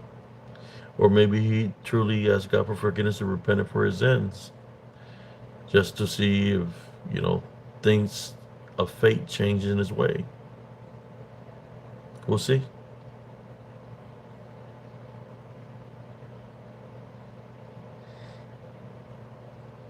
Yeah,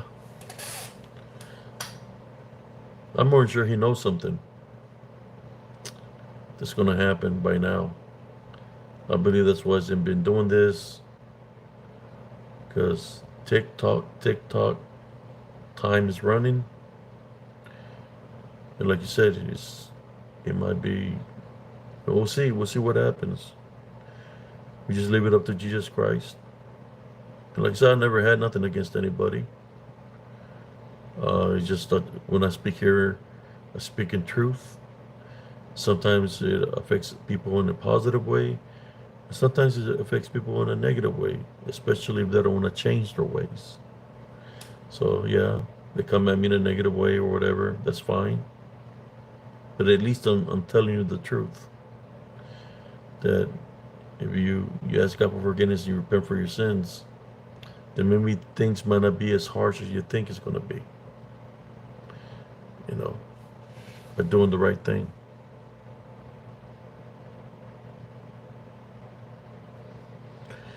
Amen, runner.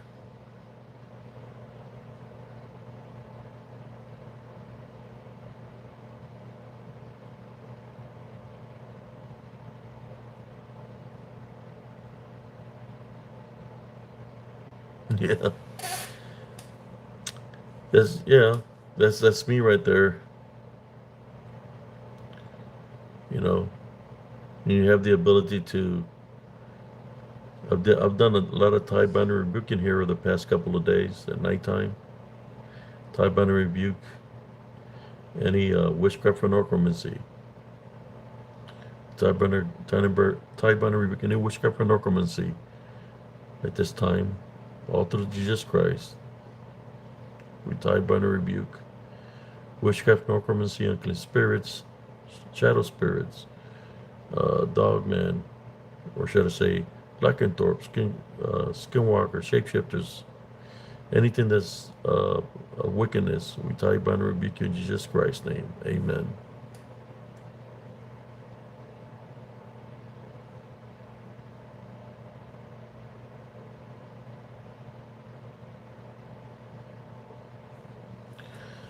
Yeah,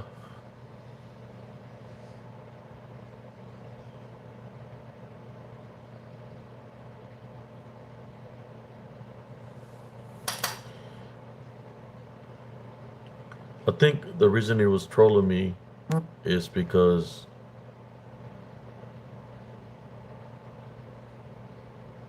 it's possible that he could have seen what was in my pictures. It's possible that that was bonding them, that was guiding them, uh, living in guilt. So you know, he targeted me by inviting me to his channel. You know, people that are demonized or being bonded, that's what they do. It's kind of like they really don't have no control over the actions they do, like towards me, because they're being guided that way. You know, and you know the spiritual openings are there for him. He's using that way. You know, like I said, I told him, y'all remember at the time, I told him it's never too late to ask God for forgiveness and repent for his sins.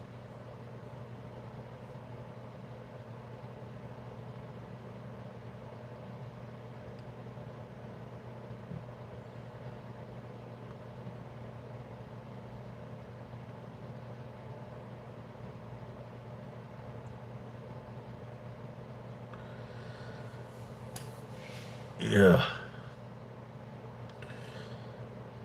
like I said, when I joined this group, he invited me, right, to join this group. I said, okay, you know, people that invite me was inviting me to the groups, but then I noticed one thing, that every time I posted something, that people, the admins or moderators of those groups, were reporting my content or flagging my content. You know, that they were allowing for me to get targeted that way. So okay, I see what y'all trying to do. You're trying to make me look bad so Facebook could target me or whatever. So I got out of a lot of groups, and he was one of the groups because he was trolling me there, and you know he was one of those guys. So whatever he was trying to do, it didn't work, and it backfired on him.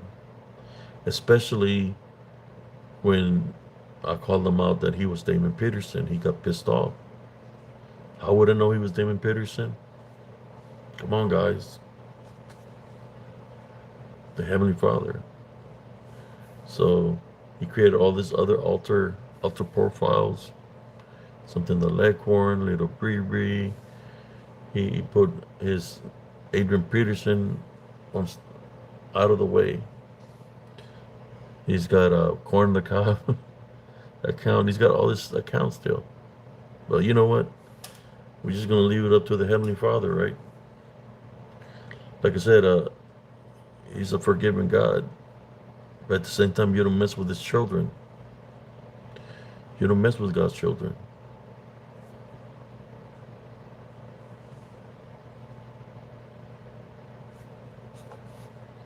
So in saying that, we got a ducky for sale here. Quack, quack. No, I'm just playing.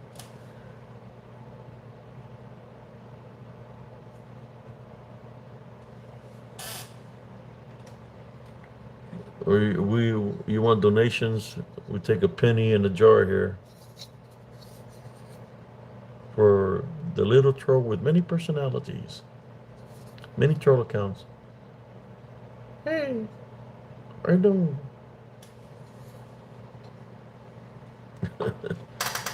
The little troll with a lot of troll accounts. Yeah, there's a lot of things happening. Uh, I believe the Heavenly Father is doing a lot of spiritual works for people, and people are understanding like, hey, I've been being misled, or hey, I want to change my ways. It's never too late to ask God for forgiveness and repent for your sins. The reason I say that is because if you don't, then other things are going to be waiting.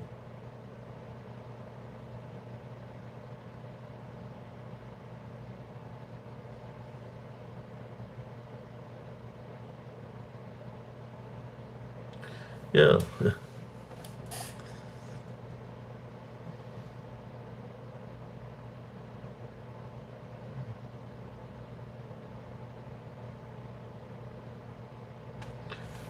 yeah. I knew it was him. I already knew this. And his sister's not so innocent. That's why you remember Sarcia's. I think Sarcia might have been wearing this coat. Was making fun of her because she was part of that. They were attacking me there, and they were attacking at me and Sister Bettina. Why? Because they're racist. Hispanic, Sister Bettina, African American woman. So they wanted to get a hillbilly redneck kick out of it. But it backfired when Spiritual Abe Sarcias put him on blast and identified him as Damon Peterson, that he was the same guy. He gave his position away, and he's been pissed off at me ever since. Because of everything that it was building, after that, it started crumbling down and continues to crumble down.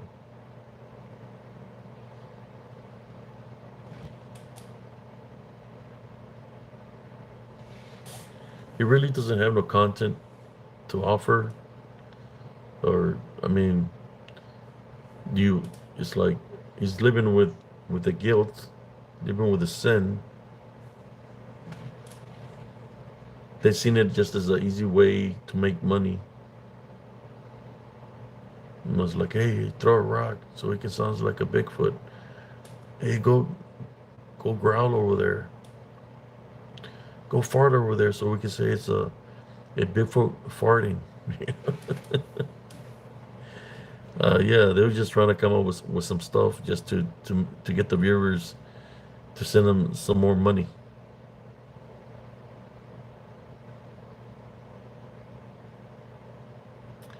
Yeah, I've been calling them out for a long time. I think that's why he targeted me. I even told him to apologize to me, and he never has.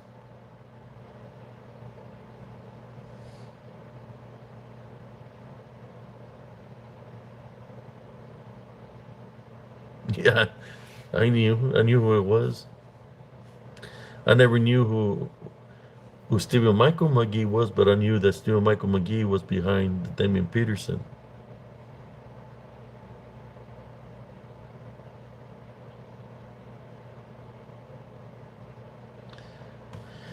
Yep, Barton Unley, Larry, Chris, a lot of people were plotting against the Turners. What happened is that they were trying to get me to fight Brother Josh. They were they were working behind the lines, talking in Brother Josh's ear, you know. So they tell him things. He will say something about me, so I'll defend myself. And then the same people that were talking in his ear, they were trying to talk in my ear. That's when I noticed something was right. That there was something else, somebody else playing both sides. This one decided to call it, just call it, squash it or whatever, and we just move on. You know, if he wants to be my friend, we'll be friends. If not, that's fine too. You know, but we remain friends, and that's what pissed them off because they really wanted me to fight him, and they really wanted him to fight me, so they can get a laugh out of it, right? You know, whether whether people got hurt or whatever. But it didn't happen that way. It backfired, We became cool. I went to the conference, spoke a little bit. They hated that. And they hated it even more when I started doing the Friday night shows with them. It really got them pissed off.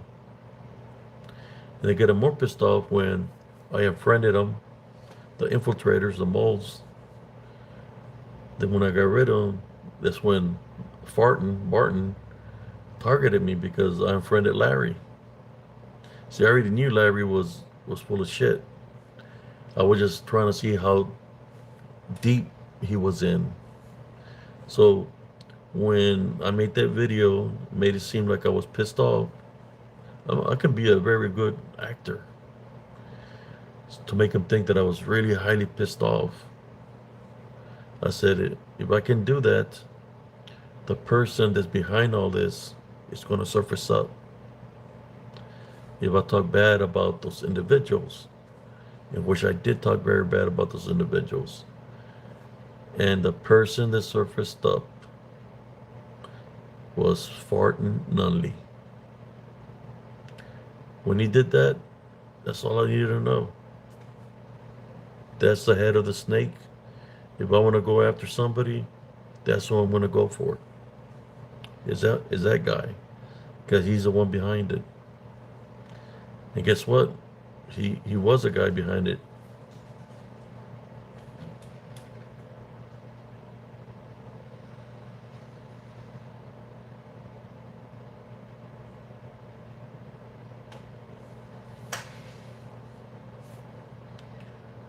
I can see through people. I can see their spirits. I can see their intentions. That's a spiritual gift that I have.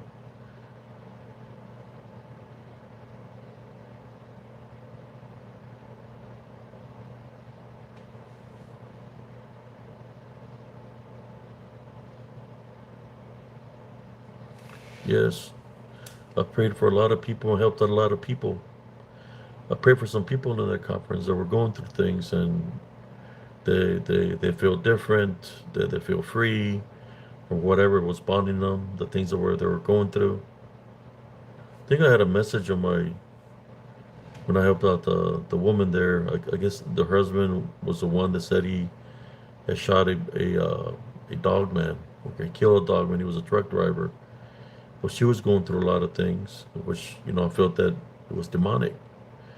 So she was going through a lot of things, and I prayed for her, and I blessed her with one of the selenite things that she put around the neck for protection, right? And when she put it on, she felt a lot different, and she just told me thank you. She's like, I don't know what you did. I feel like when we touched hands that whatever I had jumped on you, but whatever you did, I feel a lot better, and just want to say thank you. I say you're welcome.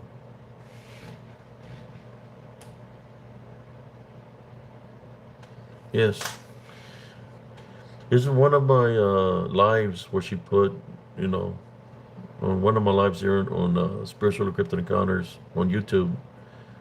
She said, what I did for her was amazing. That she wasn't feeling like she was feeling.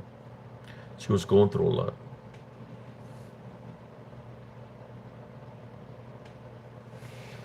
But me, in all honesty, I've never had nothing against anybody. Anybody, I never had nothing against Brother Josh. Never had nothing against none of those guys that said to be my enemy. I never had nothing against them. I didn't even have nothing against David Michael McGee. I mean, I didn't even know the guy. All I knew, somebody invited me to join their group, AI.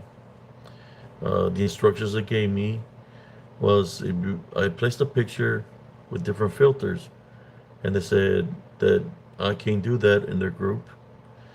That the only way that I can place something in their group is place a picture and have to draw a circle so people can see, right, what's in the picture. And I didn't want to draw a circle because I wanted people to see spiritually by themselves what's within the picture. And that's when it started. And people in this group started coming at me, but all along it was him with the fake profiles. the troll profiles.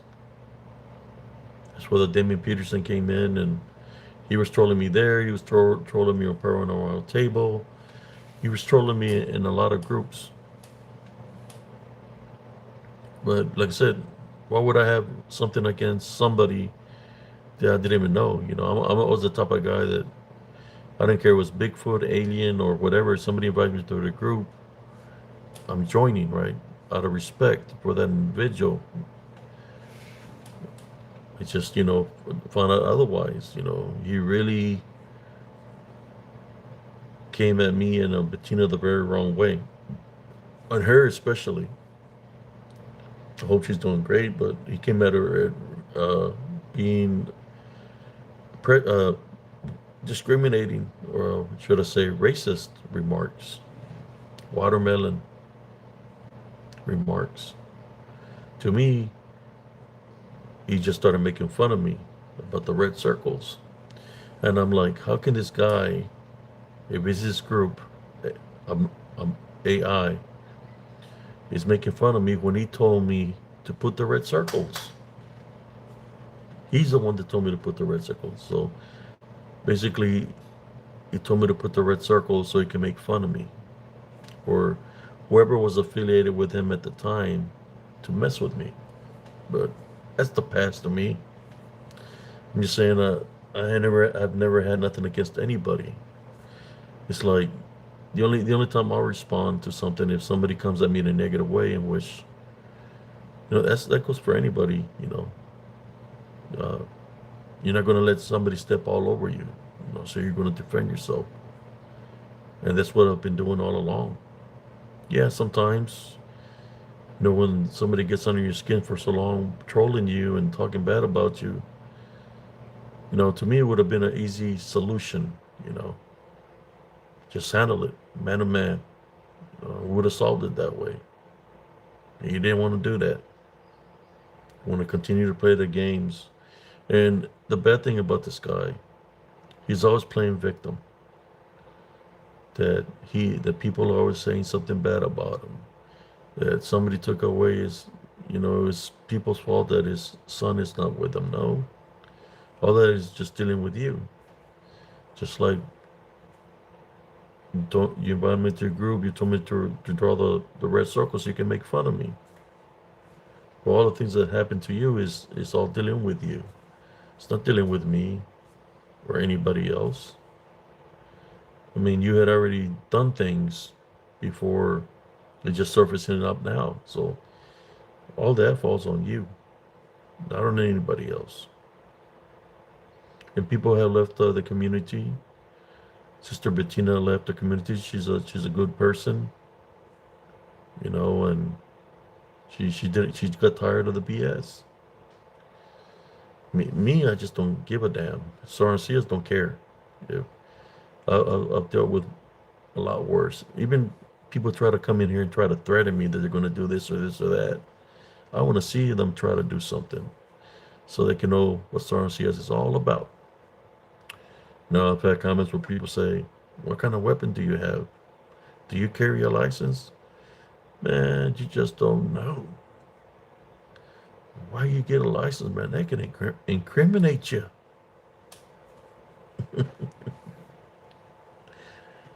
Having a license, registered license, that can incriminate you, man. You know that? It's like the little monkey. And I'll just leave it at that.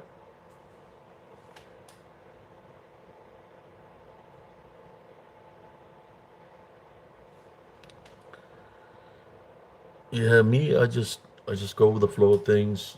People didn't want me to grow. They didn't want me to grow on Facebook, and they didn't want me to grow here. But I made it, and it's growing. Whether I have supportive people or not supportive people, it doesn't matter. I'm still going to do my works. I'm not supposed to quit because I'm following higher orders. It's the orders of the Heavenly Father, Jesus Christ. They expect me to do these videos in order for people to to awaken spiritually.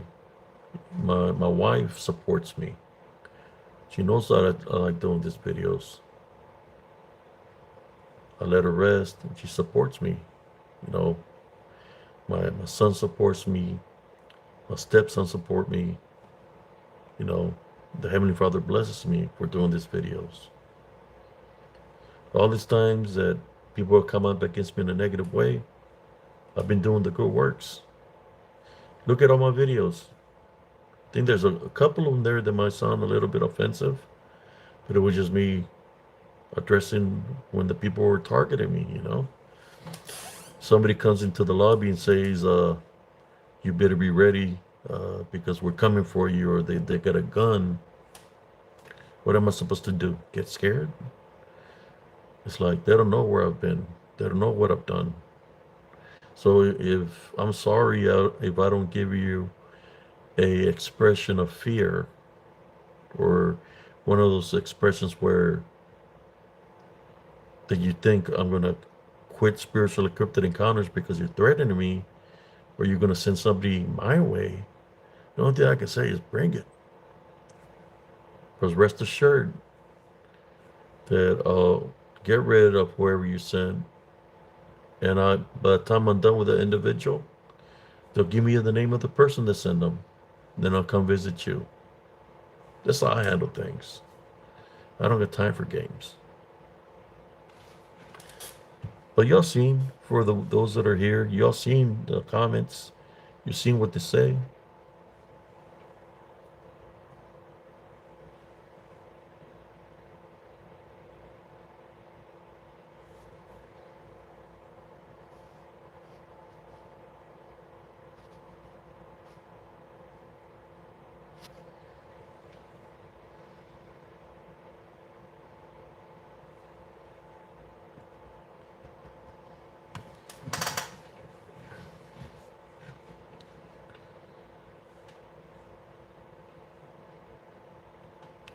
Yeah, like when I was in this group, I know there was more than one person attacking me. There was that guy, there were him with the Damien Peterson, and other people that I knew. Some were females, so that's why I targeted all of them.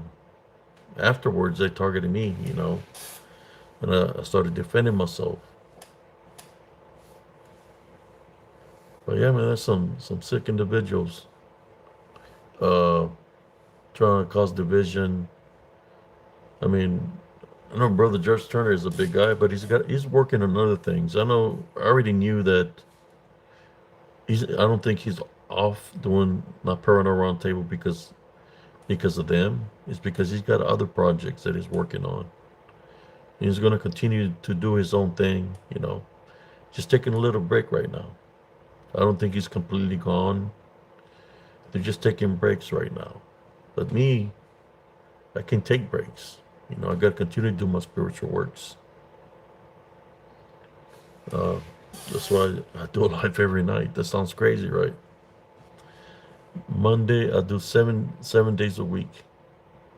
2 hours, 3 hours. Tonight, it's going to be 4 hours. At 4 o'clock, it'll be 4 hour live.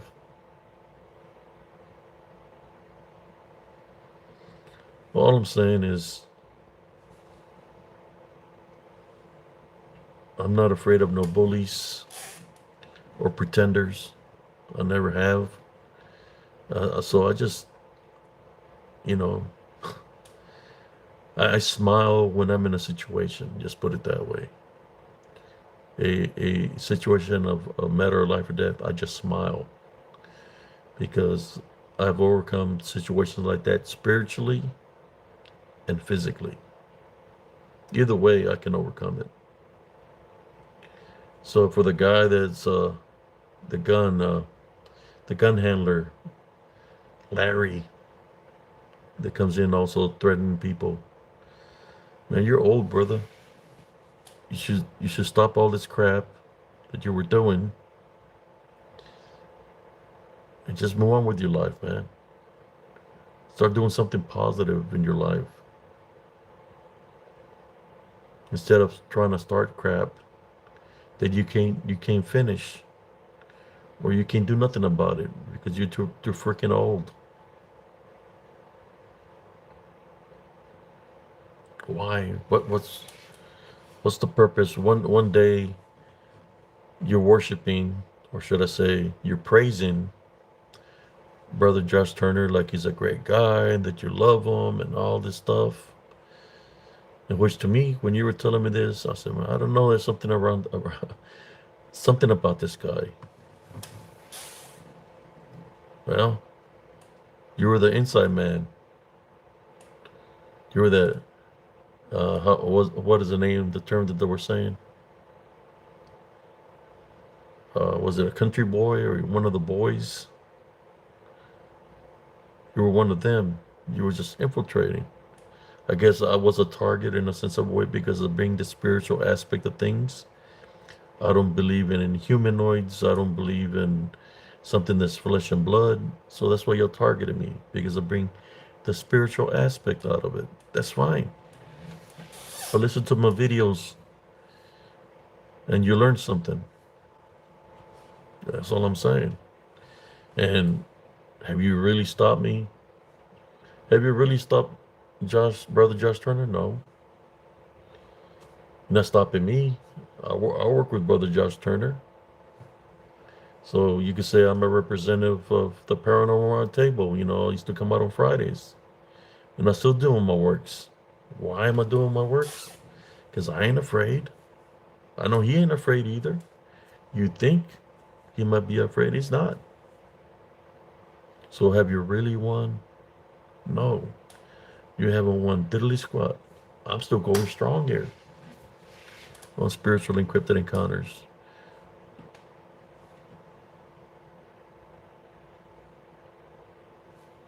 Yeah, good old boy was a term. So I already knew. Matter of fact, he had contacted me that day of the conference. Hey, are you gonna make it, brother? Hey, blah blah blah blah blah. Luckily, I didn't stay in the same hotel that they stayed. It was the same one, but I stayed across the lake.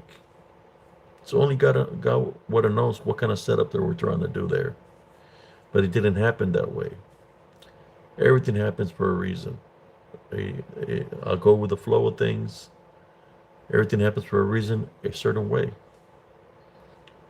But if there were his friends then, well, then that he knows now, Brother Josh Turner, that they were just waiting, they were just playing everybody, trying to play him at that time at the conference, and then they backstabbed him. So they truly were not his friends. They were just plotting.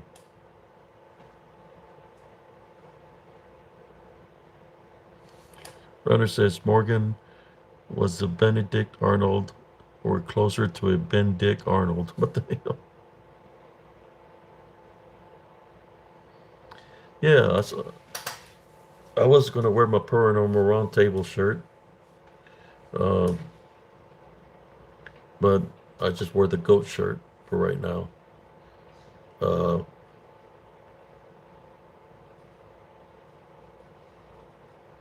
I remember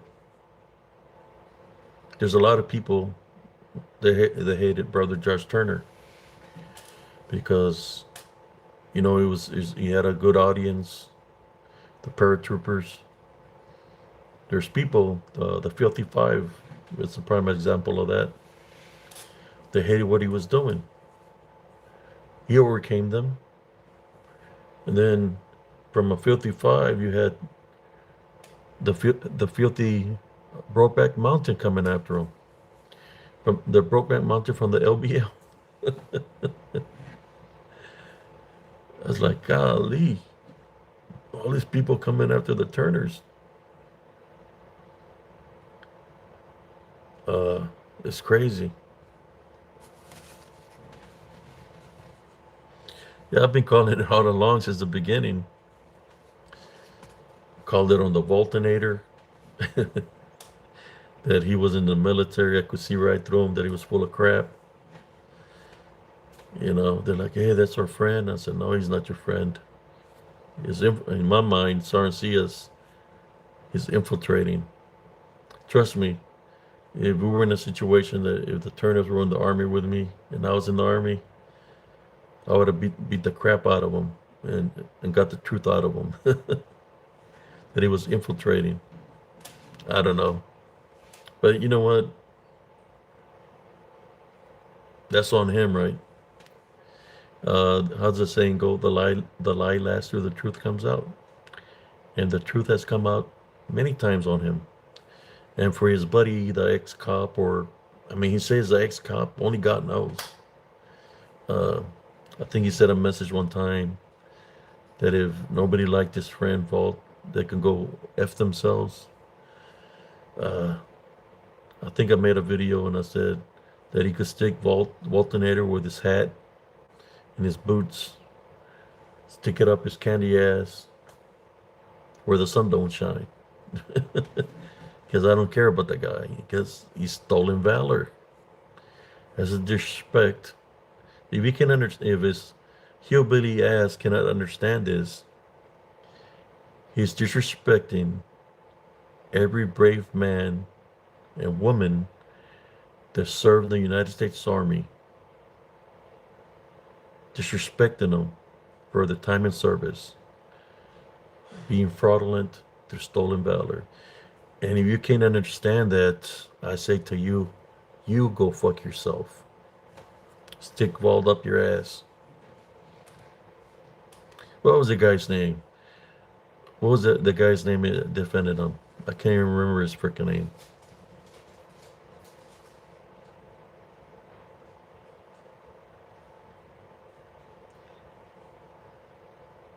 He's going to convince him, Walter Knight is going to convince him he's an analologist. He said, I can probe, he's going to tell him, I can probe you to see if you got cancer. I mean, if you're believing a guy, a stolen valor guy, then you're as full of shit as as he is. I'm just being honest. So that means that every show you've done, some of the stories that you say on your shows, on your channel, are bullshit. If you're accepting a pathological liar, a con artist, and what I heard, he stole money from people and stolen valor, then you're no different than him. You're the same as him, full of shit.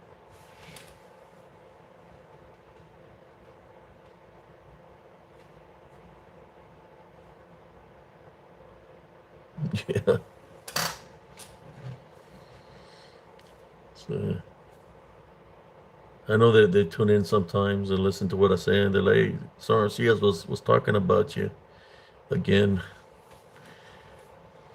Sarah Cias was talking about you, Sir Vault. Wasn't you a general out there?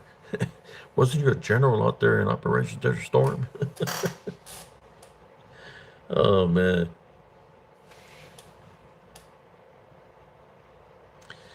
Uh, Someone said cheated on his wife with cat. Who cheated on his wife with cat? And whose cat?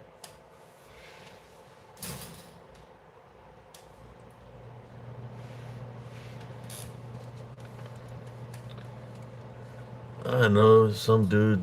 I can't remember his freaking name. That he was defending Lion Ass Vault. Those are the people that have been coming after the Turners. They were targeting me too, but it's like I don't let them get to me that bad, because I've dealt with people like that.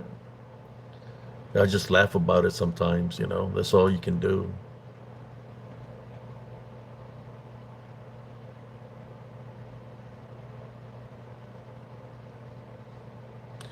Kat is Vault's girlfriend. Oh, and named Kat.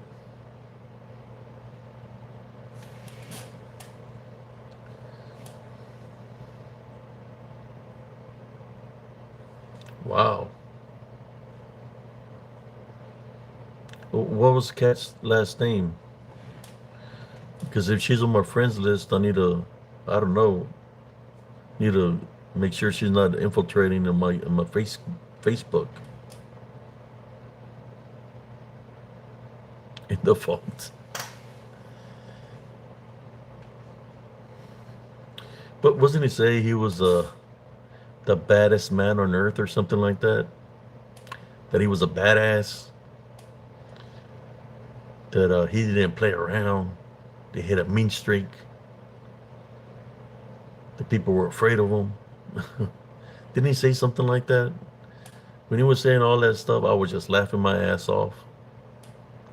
Because I could see right through the bullshit.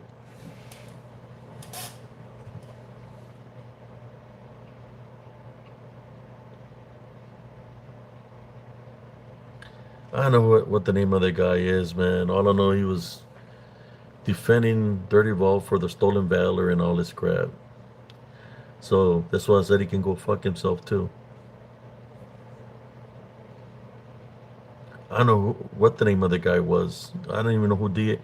I don't know who none of these people are.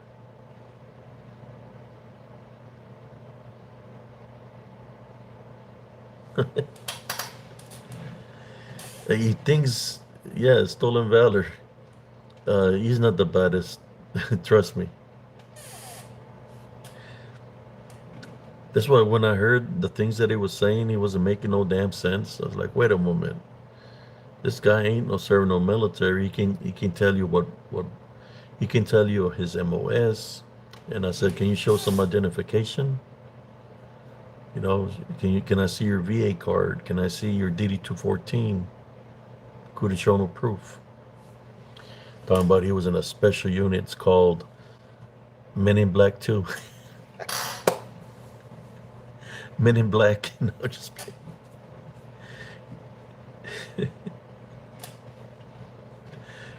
He was in a special unit called Men in Black. Oh my God. That's when I knew when he couldn't, as a veteran, they'll ask you, what's your MOS? What was your MOS? You're going to say it to another veteran. Or you're going to ask, the DD 214, you're going to tell them where you were at, where you were stationed, your battalion. He couldn't say none of that. So I already knew that he was full of shit. Yeah, and if you're listening, Mr. Yosemite Sam, I knew you were full of shit since the first time that I heard you speak.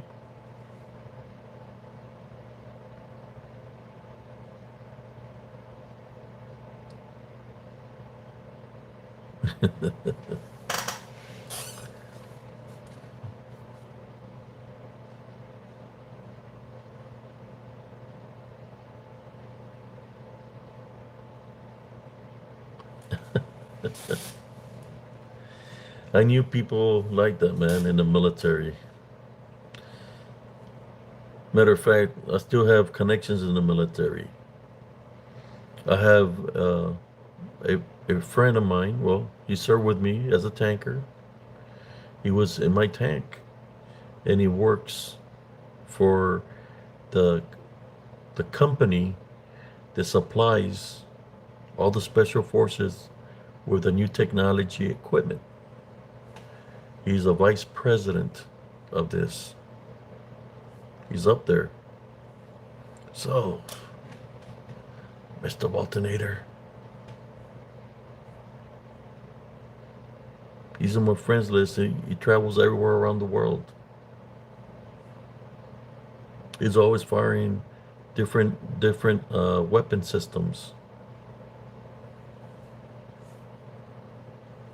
Did y'all know there's a tank that can be dropped from the air, and it doesn't need a crew to operate? That is all it's all operated through satellite. They could drop it in the location where the enemy is, and the tank could eliminate the enemy. All kinds of new technology that they have nowadays. Yeah, I think that was him. Somebody bail.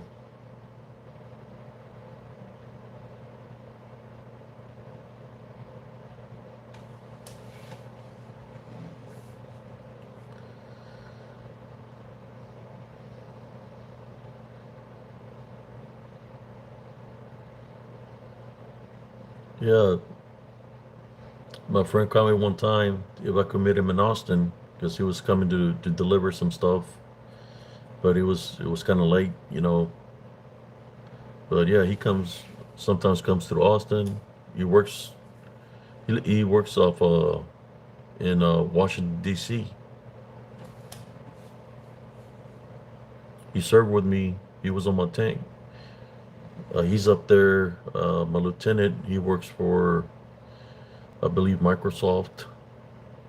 Uh, my gunner. He did 4 years or 6 years regular army, and he did the rest and the reserves. I still get in contact with him. And me, I'm just me. Spiritual aid. While they're fighting the things that are the flesh, I'm fighting the things that are of the spirit. Even then, they knew I was spiritual aid because I was looking out for them spiritually, and I would share with them certain things so they know what I'm about. I've been spiritual aid even when I was in the military. When I would go into prayer, because when it's the gen out there, the degen, and I'll pray from a crew, so they know me that way.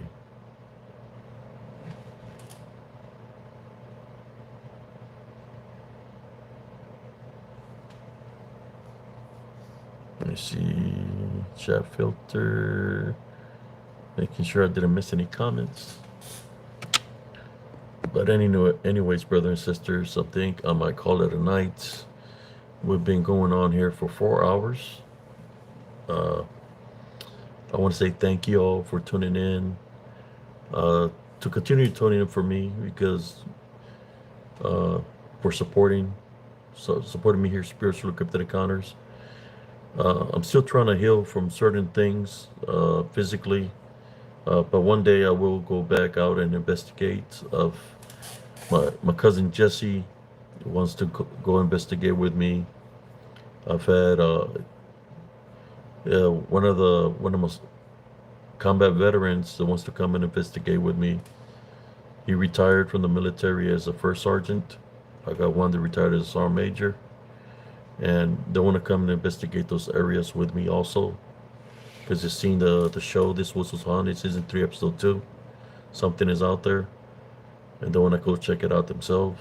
As a matter of fact, I helped one of them uh, with some black tourmaline and selenite to go to bless a home or to take it to his home because they were having activity there and up in Fort Worth, and he said it worked.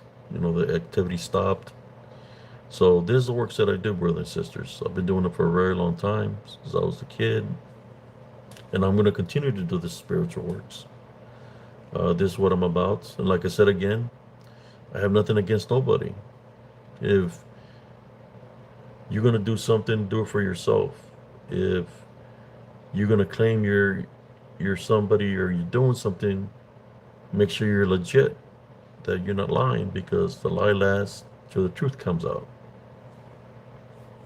And I'm sorry, Vault, that the truth expired on you a long time ago. I mean, the lie expired and the truth came out a long time ago. You know, how can you make that right? Simple. Don't lie no more. Show some proof, some evidence when you go investigate. Be legit, man.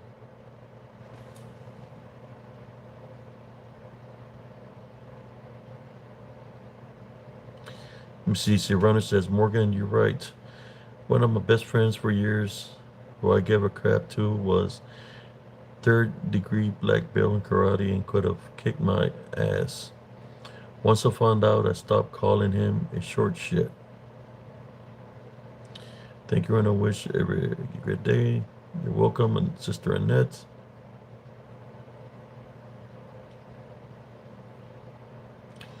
I knew there was a little short guy that I knew. short. I'm talking about like 4'9", short, 4'8". He was a African American name was Action Jack. I call him Action Jackson. You know, like the movie Action Jackson with that African American, the new martial arts. Well, freaking Action Jackson was real fast. He was fast with his feet, fast with his hands. He could climb your body. That's how short it was.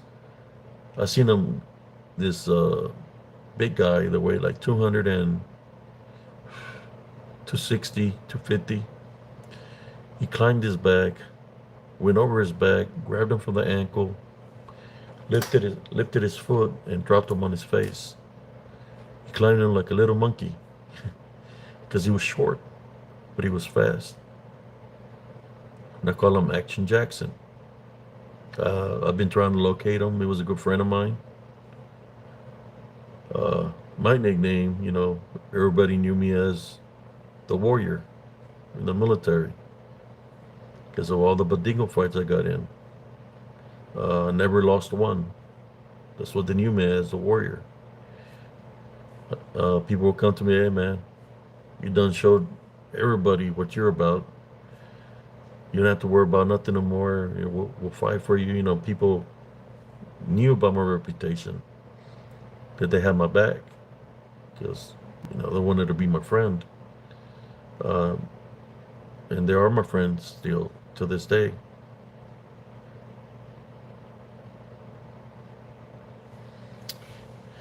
Well, they call me the warrior, but it was because from the name of the Ultimate Warrior. No, because we liked watching wrestling, but my reputation came from the fights where I was the warrior. And my friends, they call me the Ultimate Warrior. You know, like if a guy was trying to start with me something, they were like, "Hey, you don't want to mess with him. We've seen what he can do." They will warn him to stay away from me. You know.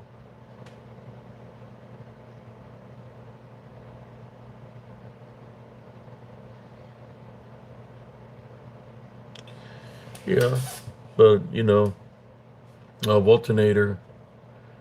I don't know how tall he is or whatever, but you know, uh, when he's pretending to be stolen valor, that right there by itself did it for me with him.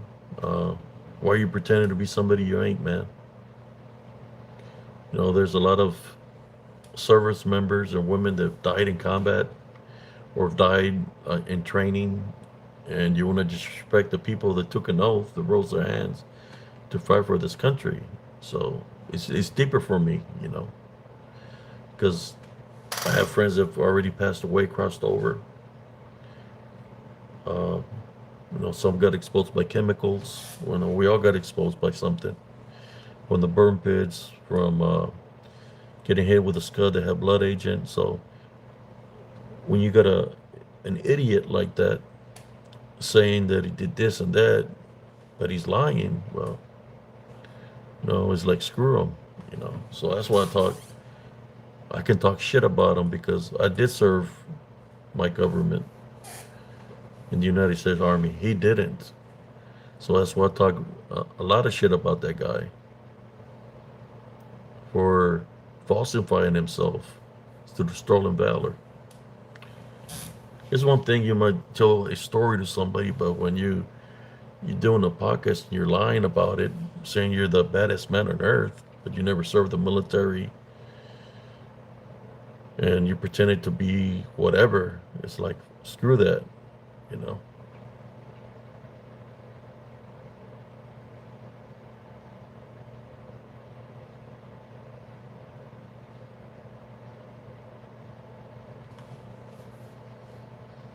Yeah, I seen a little guy that was like shorter than that, like a little. I was in a. We had been to the bar, and we were eating at this little guest house in Germany. Me and my friend was drunk off his ass. We see this guy, you know, he looked pretty buff, pull up on a motorcycle, you know, one of those ninjas or whatever. It looks like a big dude. It's like, damn, that's a big guy right there. When the door opened, it was a little midget. and my friend was drunk. You're like, hey. You're like, start singing a freaking leprechaun song to him. He started singing the song. What was it? Uh, no. He started singing, "Oh, the lollipop kids, the the little lollipop kids." He started singing some songs, and the midget got mad, man, and went up to him like I said. I told the midget, "Leave him alone. He's drunk. He don't know what he's doing, man." The midget opened the door and closed it real hard. Got on his bike and peeled out and everything. But he was fixing to put a whooping on my friend that was drunk. And he like, my friend was drunk. He's like, "See, have you seen that? The little ninja, the little midget tried to kick my ass." I was like, "Yeah, boy, you shouldn't have messed with him, man. You should have left him alone." So you know how short people have? They have that the midget syndrome. They have a lot of anger issues.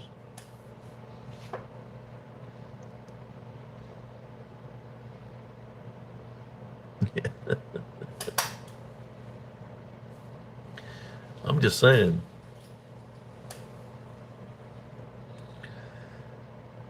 Yeah, a little. He was literally a midget, or they don't want to be called the small people. But yeah, he was a big. He had a big upper body, but he was short. But then there's some tall people up in Germany. When we talk about Nephilim, there's some very tall people in Germany that I look like a midget compared to the people that were over 6 foot, 7 foot tall. Tall people, big people. That when you see the different nationalities and different race around the world, there's a lot of tall people, man.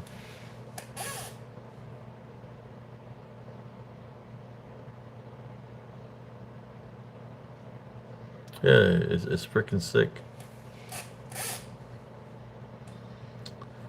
I got my pictures of when I was there.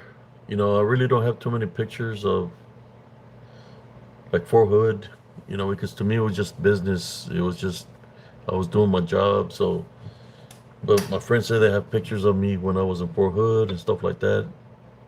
I really never carried a camera with me or anything like that. To me, it was just focused on the mission. You know, have to pay attention to detail of the mission. It's when you're not paying attention that things happen. So I was just totally focused doing my job in the military. Till I left. When I left, I just didn't care no more. I got out, honorable discharge.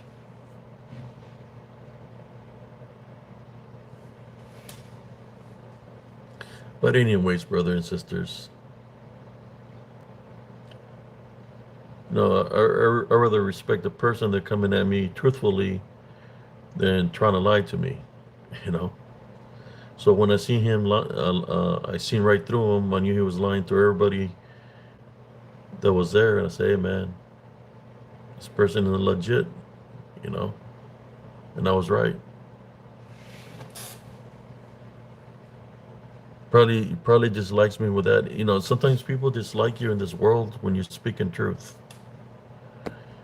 Well, I call it as I see it.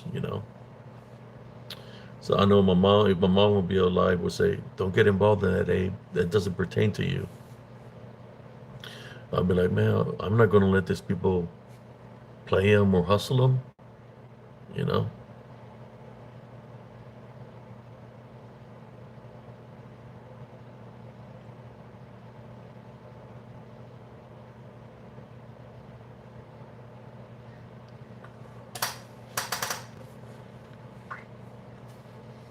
I've seen some skinny guys that are pretty strong.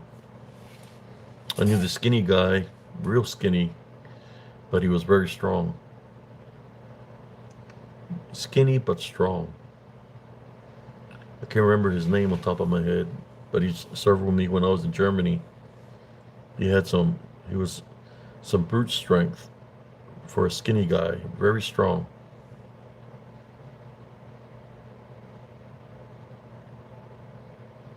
All right, elastic machine. You take it easy, man. But it's in there, brothers and sisters. Thank you for tuning in. God bless y'all. I hope y'all enjoyed the show of the Skinwalker Shapeshifter. And this didn't get to say all the stories that I wanted to say. Uh, Thank y'all. Maybe we'll talk about some other stories later on tonight of what I've encountered there in Elms Grove. We'll see. But in saying that, don't forget to check out the show reel I created of the Skinwalker that I created last night. You haven't checked that out. Saying that, thank y'all to the moderators for doing an awesome job. I don't think you had to kick anybody out last night. We've been troll free, believe it or not. Troll free. Saying that, God bless y'all. You have a beautiful, blessed day. Peace out, everybody.